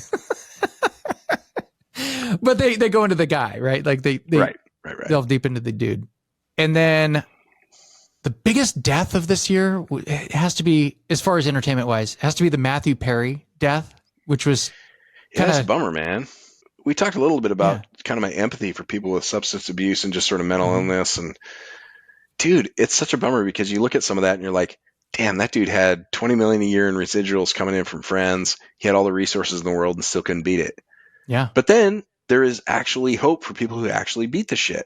And there is no manual for that. It's so crazy how some people just, and he was one that just his whole life, forget it. Didn't matter how much money he made, didn't matter the fame, didn't matter any of that shit. It owned him. Yeah. And it's so weird, especially having friends who I'm hoping can find a path through it. Yeah. Fuck, man. You see something like that and you're like, God damn, this dude had everything. What can I fucking bring to bear against this? And then somebody rises up and beats it anyway. You're like, well, there you go. I mean, there's the Stephen Perrys of the world, you know? Yeah. Like that dude was down that path also and fucking figured it out. Now he's 78 and still fucking touring. Like he was a member of the Toxic Twins, you know? People can do it, but then you run into the Scott Weilands and the with drinking and stuff like that. Well, but I just mean he's made it. Like he managed. Right. And that's the thing is like he didn't do the Jimi Hendrix route or the or the Janis Scott Joplin Weiland route. Like Scott Weiland's another guy that like he admitted he knew he had a problem. He was all about it. He was and he had all the resources to try to beat it and still couldn't. Yeah. Some people are that person. Like or they never find the key to unlock the door or whatever it is.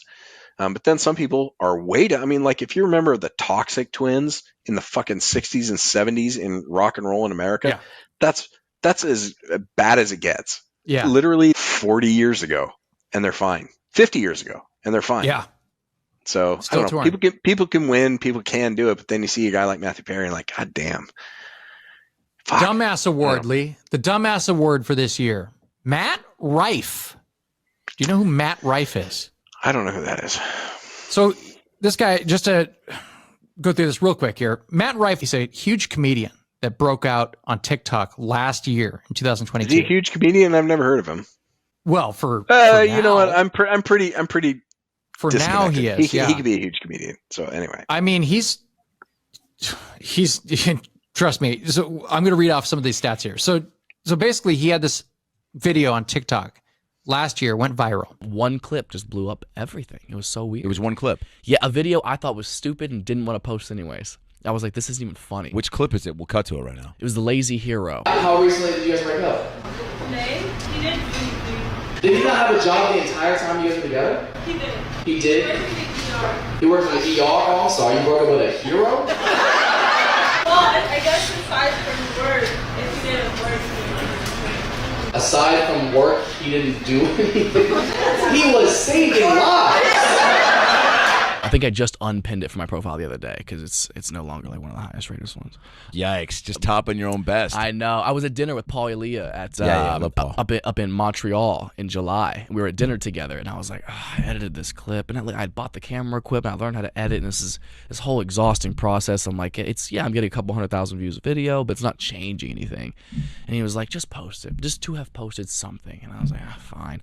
And it did like 20 million views like overnight, basically. So basically, he's one of these guys that he got famous because he would post these little clips of him interacting with the crowd, right? And it was always like a chick in the audience, and he's like basically kind of like flirting / ripping on them, which is, it's kind of fun banter, right? Going back and forth, and and everyone likes to see that kind of stuff where like someone's fucking with hey, fuck you. It's like, oh, really? You want to mess with a comic? So that's how he got big. He posted this video, got 20 million views in 3 days. 20 million views. A lot. Right? Over the next few months, he would gain over 15 million followers on TikTok. And this tour that he had, it was called the Problematic Tour. It sold out in 3 continents across 260 dates in 48 hours. That is the power of TikTok right now. So he sold 600,000 tickets, making him an instant millionaire. So, I mean, good for him. Great. He went from basically no money at all. Yep. To now he's like $30 million. His net worth is like $30 million, right? Good for him. Okay. So he's like, part of his thing is like, he's a super good looking dude. He looks like a model, basically, which is why his audience was mainly women, old women, young women. Women love this guy, right? So the problem that he had was he did not like that image. He did not like that his audience was all women, right? So what he did is he got this Netflix special, and he went on Netflix and he made like this within the first couple minutes. I think he said this. I've seen him in interviews. He's like, I didn't want to be like known as like that type of. I didn't want to be typecast as like this certain kind of comic. He's like, I want to appeal to men. So his idea of appealing to men is within the first couple minutes of this new special, he made a domestic violence joke. I've only been to Baltimore one time. I ate lunch there, and the hostess who like seats you at the restaurant had a black eye. A full black eye. And it wasn't like, what happened? It was pretty obvious what happened. And we couldn't get over the fact that we're like, this is the face of the company? Like, this is who you have greeting people? And my boy who I was with was like, yeah, I feel bad for her, man. I feel like they should put her in the kitchen or something where nobody has to see her face, And I was like, yeah, but I feel like if she could cook, she wouldn't have that black eye. And the backlash was huge on TikTok. Just massive. I mean, this is the Bud Light thing. You better know your audience if you'd like to keep making a living. Right. But also, fuck that. I want to offend people. I want people to try for that. Me too. I want comics to try for that. Me too. But the thing is, you need to be funny, right? That's the bottom line in comedy. Yeah, you got to be able to back it up. So if you're just making a domestic violence joke just to make a domestic violence joke, okay, that's one thing. But you have to be like, that's the genius of like Anthony Jeselnik, right? Right. He's probably the most offensive comic out there right now, right? Right. But he's a genius. Like his comedy is just funny. amazing. It's super funny. Yeah. Yeah. Super sharp. So I think what you're saying is this guy told a joke that sucked and was also offensive. And you can't do both of those things. If it's offensive, it better be fucking funny. Exactly. And I think what that special, because nobody really saw his specials, I don't think. And I think they just saw his 30-second TikTok videos.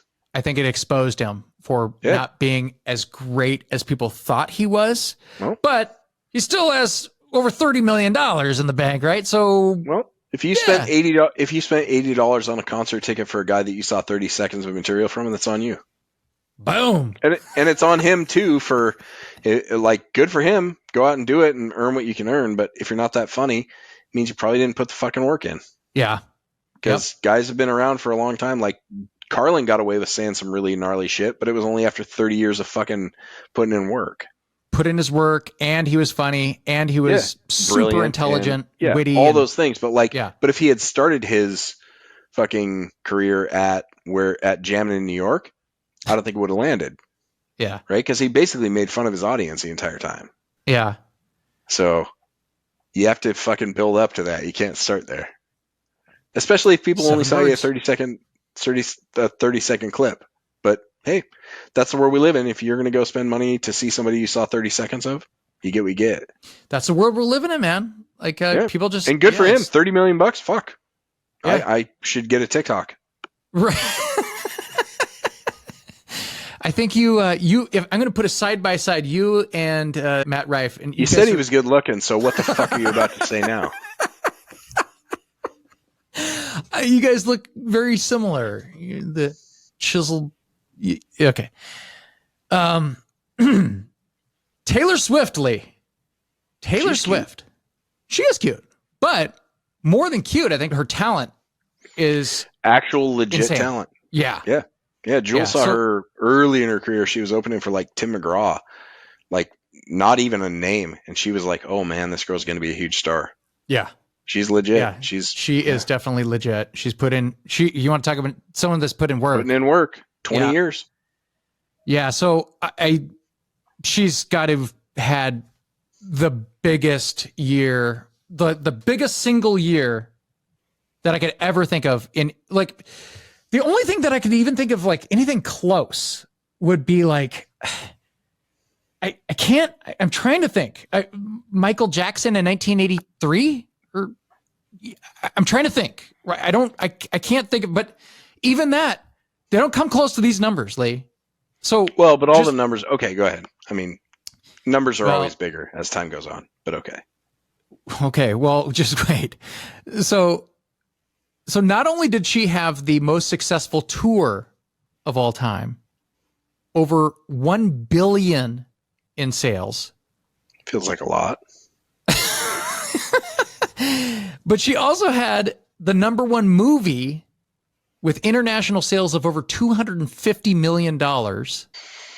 Sure. She also had 3 albums hit #1 on the charts with Midnight's Speak Now, Taylor's version, 1989 Taylor's version, and that last one, 1989 Taylor's version, actually hit #1 in November and in December.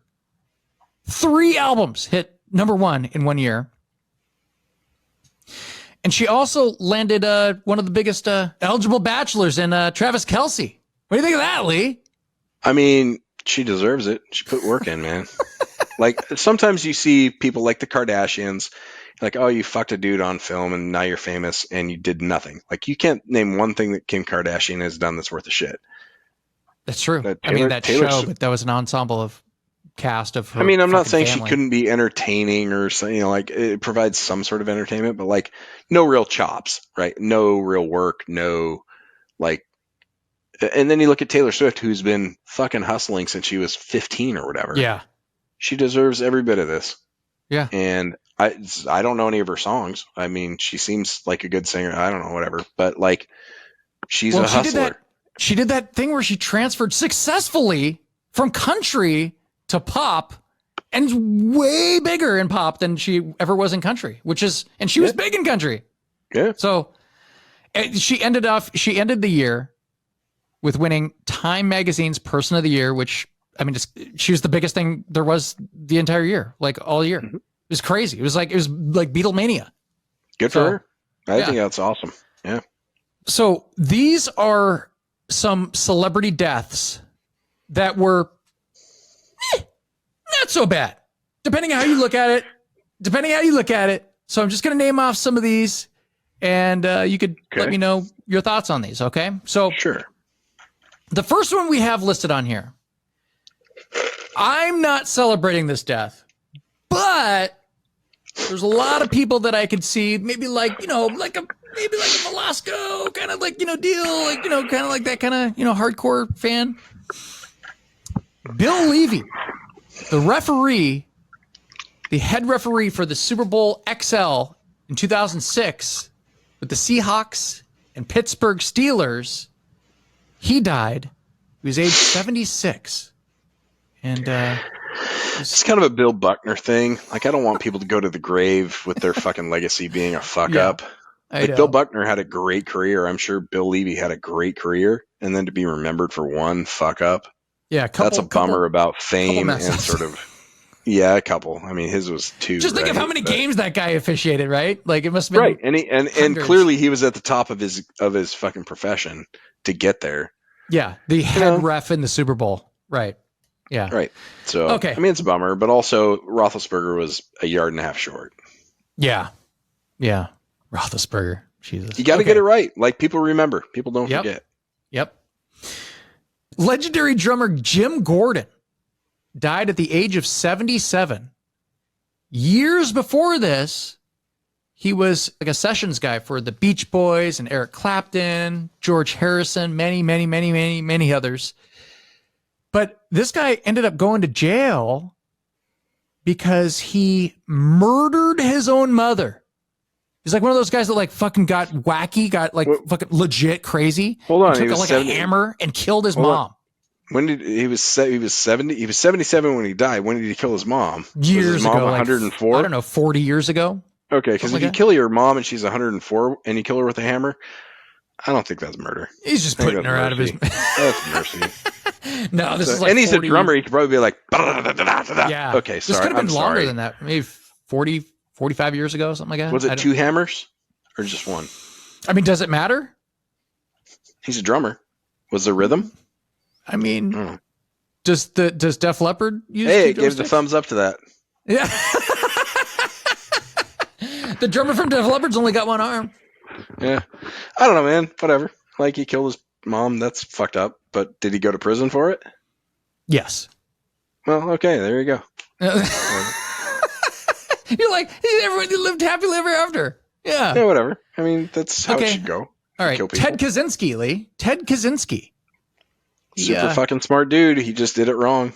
But would we know his name if he didn't? I don't fucking know. I mean, you should read the manifesto. Everybody read the knows manifesto. the Unabomber, right?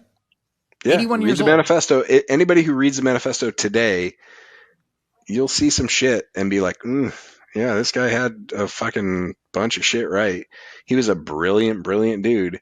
But you can't kill people. You can't kill innocent people. I'm sorry, you can't do that. That's not the route you take. It doesn't work. But he was nutty. He was super, and depending on whether you believe if he was part of MK Ultra experiments or not, maybe somebody did this to him. Maybe it wasn't his fault. Who gives a shit? You can't blow people up. Yeah. Don't blow people up. Write your manifesto and put it on TikTok and get 400 million views.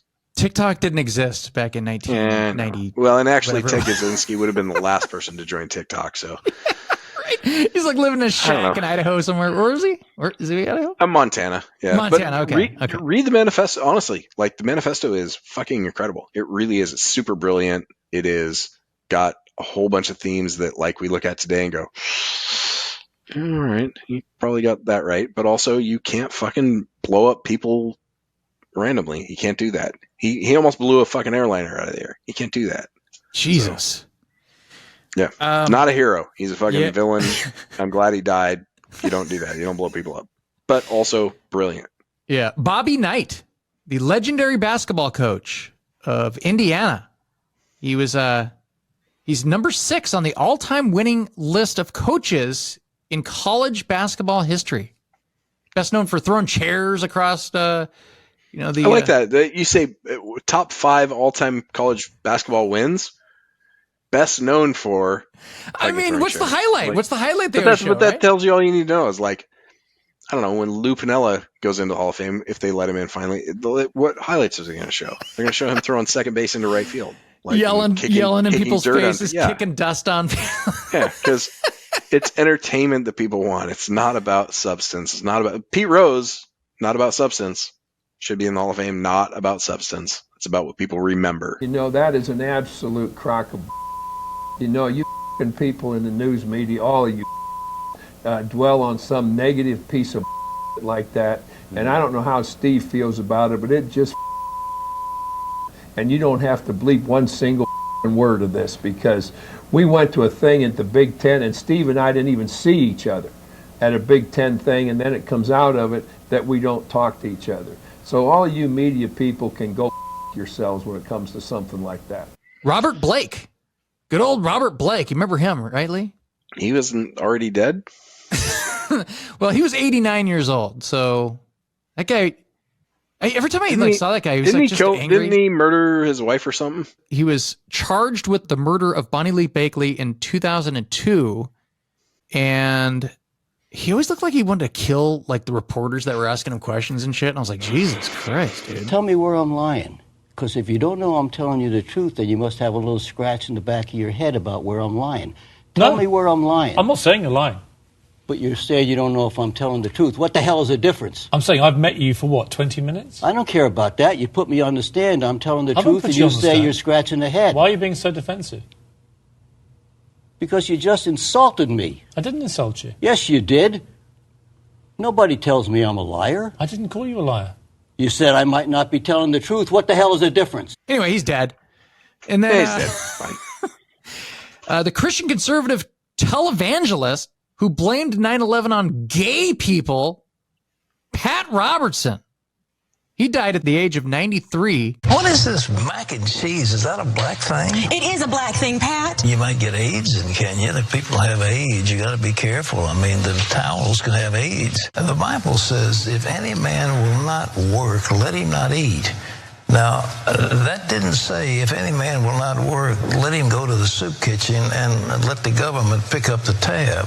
Something happened a long time ago in Haiti. They got together and swore a pact to the devil. They said, we will serve you if you'll get us free from the French. I'm talking about the cheating. He cheated on you. Well, he's a man. Okay. There are a bunch of people who are just bums. And if these people are out drugging themselves, let them starve to death. Horrible dude. Yeah, fuck televangelists. They're people who take advantage of that particular thing, like the need for people to feel like they have a reason to live. He was saying the craziest shit, man. Stern used to play and they're always fucking nutty because they appeal to people who need nutty, right? Like they appeal to people who have nothing else, and then they milk them and they buy jets and they buy fucking mansions, and it's like, I don't know. Like I had a friend once ask me, like, what's your definition of honor? And I always said, a person who wouldn't take advantage of another person if they knew that they were vulnerable. Televangelists make a fucking fortune doing exactly that. It's their bread and butter, man. In the worst possible way. Like politicians do it too, but like televangelists are the fucking base level horse shit. Oh, you're going to go to hell. Like this is your salvation. This is your family's salvation. This is everything that's most important. Now send us money so I can fly my jet and fuck my prostitutes. Yeah, fuck those guys. Yeah. Fuck Pat Robertson, but also the world is unfair. He lived in 93 and had a fucking brilliant life. Exactly. Jesus. Okay, and then Henry Kissinger. Anthony Bourdain was a huge fan of him. Would it displease you if I walked over and punched Henry Kissinger in the face? You hate Henry. I hate him. Yeah. Because in my travels, I stumble across his good works everywhere I go. Right. Let's do this. A rabbit punch. No kidney punch. Some called him a war criminal for his role in bombing Cambodia and widening the war in Vietnam. Henry Kissinger was a man of great accomplishment and controversy. But as he once told NBC's Barbara Walters, he had no regrets. If I had to do it over again, I would do it again substantially the same way. Kissinger's actions caused anywhere between 300,000 to 5 million people to die worldwide over his that's probably true. His years. He's sort of like Dick Cheney before Dick Cheney. He's a great statesman, great politician, meaning good at being those things. But also his decisions cost a whole bunch of people a lot of lives. And he was a strong personality that didn't listen to a lot of people around him. So that, I don't know. I don't want that in statesmen or politicians. I want them to think twice. I want them to be humble. I want them to not have hubris. And hubris, he definitely had. He thought he was right all the time. And same with Dick Cheney. Heard he was a great coxman. I'm sure. All right, Lee, let's move on to our predictions for 2024. Okay. So, Lee, we're just going to get Well, I into got my these, ass man. kicked in 23. Let's see how I do here. This is your year, 2024. This is your year, man. You ready for this? Biden, will he be impeached by Congress in 2024? I mean, they'll do an impeachment inquiry. They may actually try to. No, I don't think they'll get that far. I don't think that. No, they're not going to get to an impeachment vote. All righty. Will Trump be convicted in any of his trials next year in 2024? Yeah, he'll be convicted in the civil trial, but then the question will be if that disbars him from, or it keeps him from running, which I don't think it does. He's still going to run. All righty. Which team will be more successful? The Mariners, the Seahawks, the Sounders, or the Kraken? I mean, the Mariners, no, I wish. This goes back to my prediction for 23 that was clearly fucking misguided, wishful thinking. The Seahawks are on the decline since Paul Allen died. They're not coming back until they get an owner with an ego. And Pete Carroll's doing his best, but Pete Carroll's what, 77? Can you win the game in the first quarter? No! Can you win the game in the second quarter? No! Can you win the game in the third quarter? No! Can you win the fourth quarter? He's awesome. He's whatever. The Sounders are really great, but I mean, Stephen Fry is aging. They got some good players, but I think they're just waning a little bit. I think they didn't quite have enough in the tank this year, and I don't think they have an answer for it later.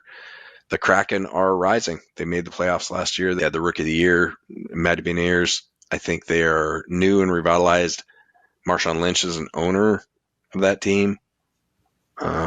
It's the Kraken of all of them. I don't know how well they'll do, but of the major Seattle sports, that's who will do the best. What about the Storm? They will. I mean, well, actually, they're in a rebuild because they had Sue Bird and Stewie, Brianna Stewart. They had some fucking ballers. They had some gangsters and I like women's basketball more than men's basketball. Honestly, I've seen more women's basketball games than men's. Men's games are fucking boring to me. It's just throw it to the giant guy in the middle and let him stomp on somebody and nobody calls fouls, or leave it to fucking Steph Curry 60 yards out. Just let him snipe. Yeah. And it's like, it's fucking boring. It's boring as shit. Women's basketball is move the ball, pass the ball, run offense, get it in, play defense. I've seen more women's basketball and it's way better. It's way better. It's free to go to the games. It's but also fun to watch them win. Like the Storm won for a long time. Yeah. So, but now no Sue Bird, no Stewie. Yeah, they're all right, Lee. And only because I have to ask it.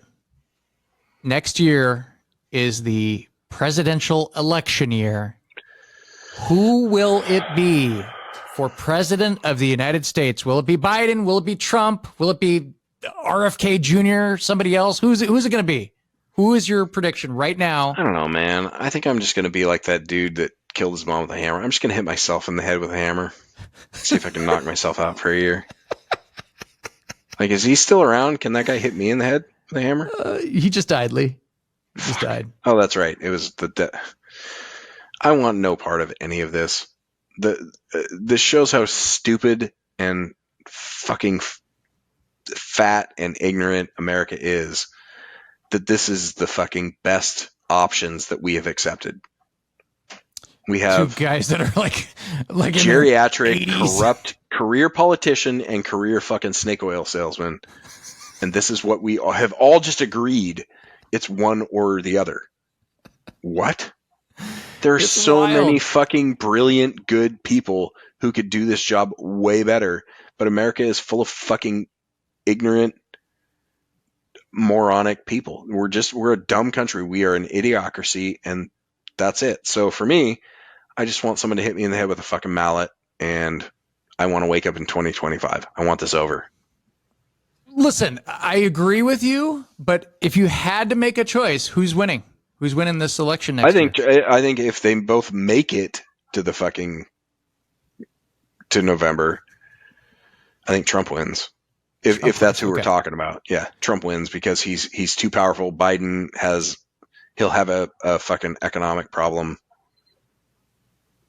and he can't talk. I mean, Trump's losing his shit too, but that gets him more votes. The crazier Trump gets, the more votes he gets. The nuttier Biden gets, the more people are like, I don't know, Grandpa Joe. I don't know. Yeah. Yeah, I would have to say if there was a gun to my head, which, you know, I'm making there actually may be in 24. Yeah, right. I would say right now, just going by the past elections, the past recent elections, I would have to say, again, if they're still alive, that Biden wins only because of the young vote, the women's rights have been taken away, and the young people really care about that. You know, which rightfully so. They did fuck that up, and if they play that up enough, that's a good enough reason. But also, oh, good God, like another 4 years of Biden, like he's terrible too, right? He's better than Trump. I voted for Biden. I did not want to vote for Biden at all. I thought he was a terrible choice, but because Evan wasn't running, I couldn't fucking vote for Evan again. I did vote for Evan when I could. Right. Smart young people I will vote for. Fucking Trump. Lee, I don't know. Let's get off Trump and Biden here. Okay, so finally, Lee, do you have any New Year's resolutions or any goals looking into 2024? You going to be buying a house? Doing anything like a? Is it a house? Is it a goal if I'm waiting for the economy to collapse? Is that fair? Because I could buy a house now, I just don't want to because it feels like a bad decision. So that's what we're waiting for. Is I would love to buy a house. I guess that's a goal, except it's not a goal for me to achieve. It's a goal for me to watch the economy collapse so that I can feel good about my purchase. So I'd like to get settled. That'd be nice because we're not settled. We got to move again pretty soon. Like we're not settled. It'd be nice to get settled. But yeah, no real goals except that. Fitness, keep plugging away at fitness. I don't have any real big goals, but keep gaining ground instead of losing it. Well, how about this for a goal? Let's not die, Lee. Yeah, hey, that's fitness. That's the fitness that I would like to not. I would like to not die in 24. You know what? I'm on board. Let's do that, Lee. Let's do that. Done and done. That's a great resolution. Let's not. All right, die. Lee. Thanks again for coming on. I always look forward to doing this episode. Hopefully people are still watching this. If not, who cares? I don't care. Who gives a fuck? We talked about that. It's not about them. No. Is there anything else you want to add, buddy? No, man. Just I'm appreciative that you're doing this. You know, like over the years you've been doing this, it has come into focus what you're doing. And at first I was kind of the same as the other, like, who's going to watch this? And then I realized that's not the fucking point. Yeah. And that's actually the point of really good art anyway, is it's made because the people who want to do it make it, and they don't give a fuck who watches. Yeah. And then eventually people catch on that that's what authenticity is. I love it. I don't know. I'm on board with it. I'm proud of you for doing it. I think it's awesome. You stuck to it, and I don't know. I feel, super grateful to be part of it. It's awesome. Awesome. Thanks, man. Well, we're going to have some more shows coming up in the new year. We'll have some more music shows and good people, good friends on the show. Ethan, you, everybody else that's already been on the show. We'll have more of that. And everybody stay tuned. Everybody make sure you hit that subscribe button and like and comment and all that Smash crap, that like button. Yeah, Smash it. Smash that like button. And you know what? I am Josh. That's Lee. And as always, thank you for being a friend.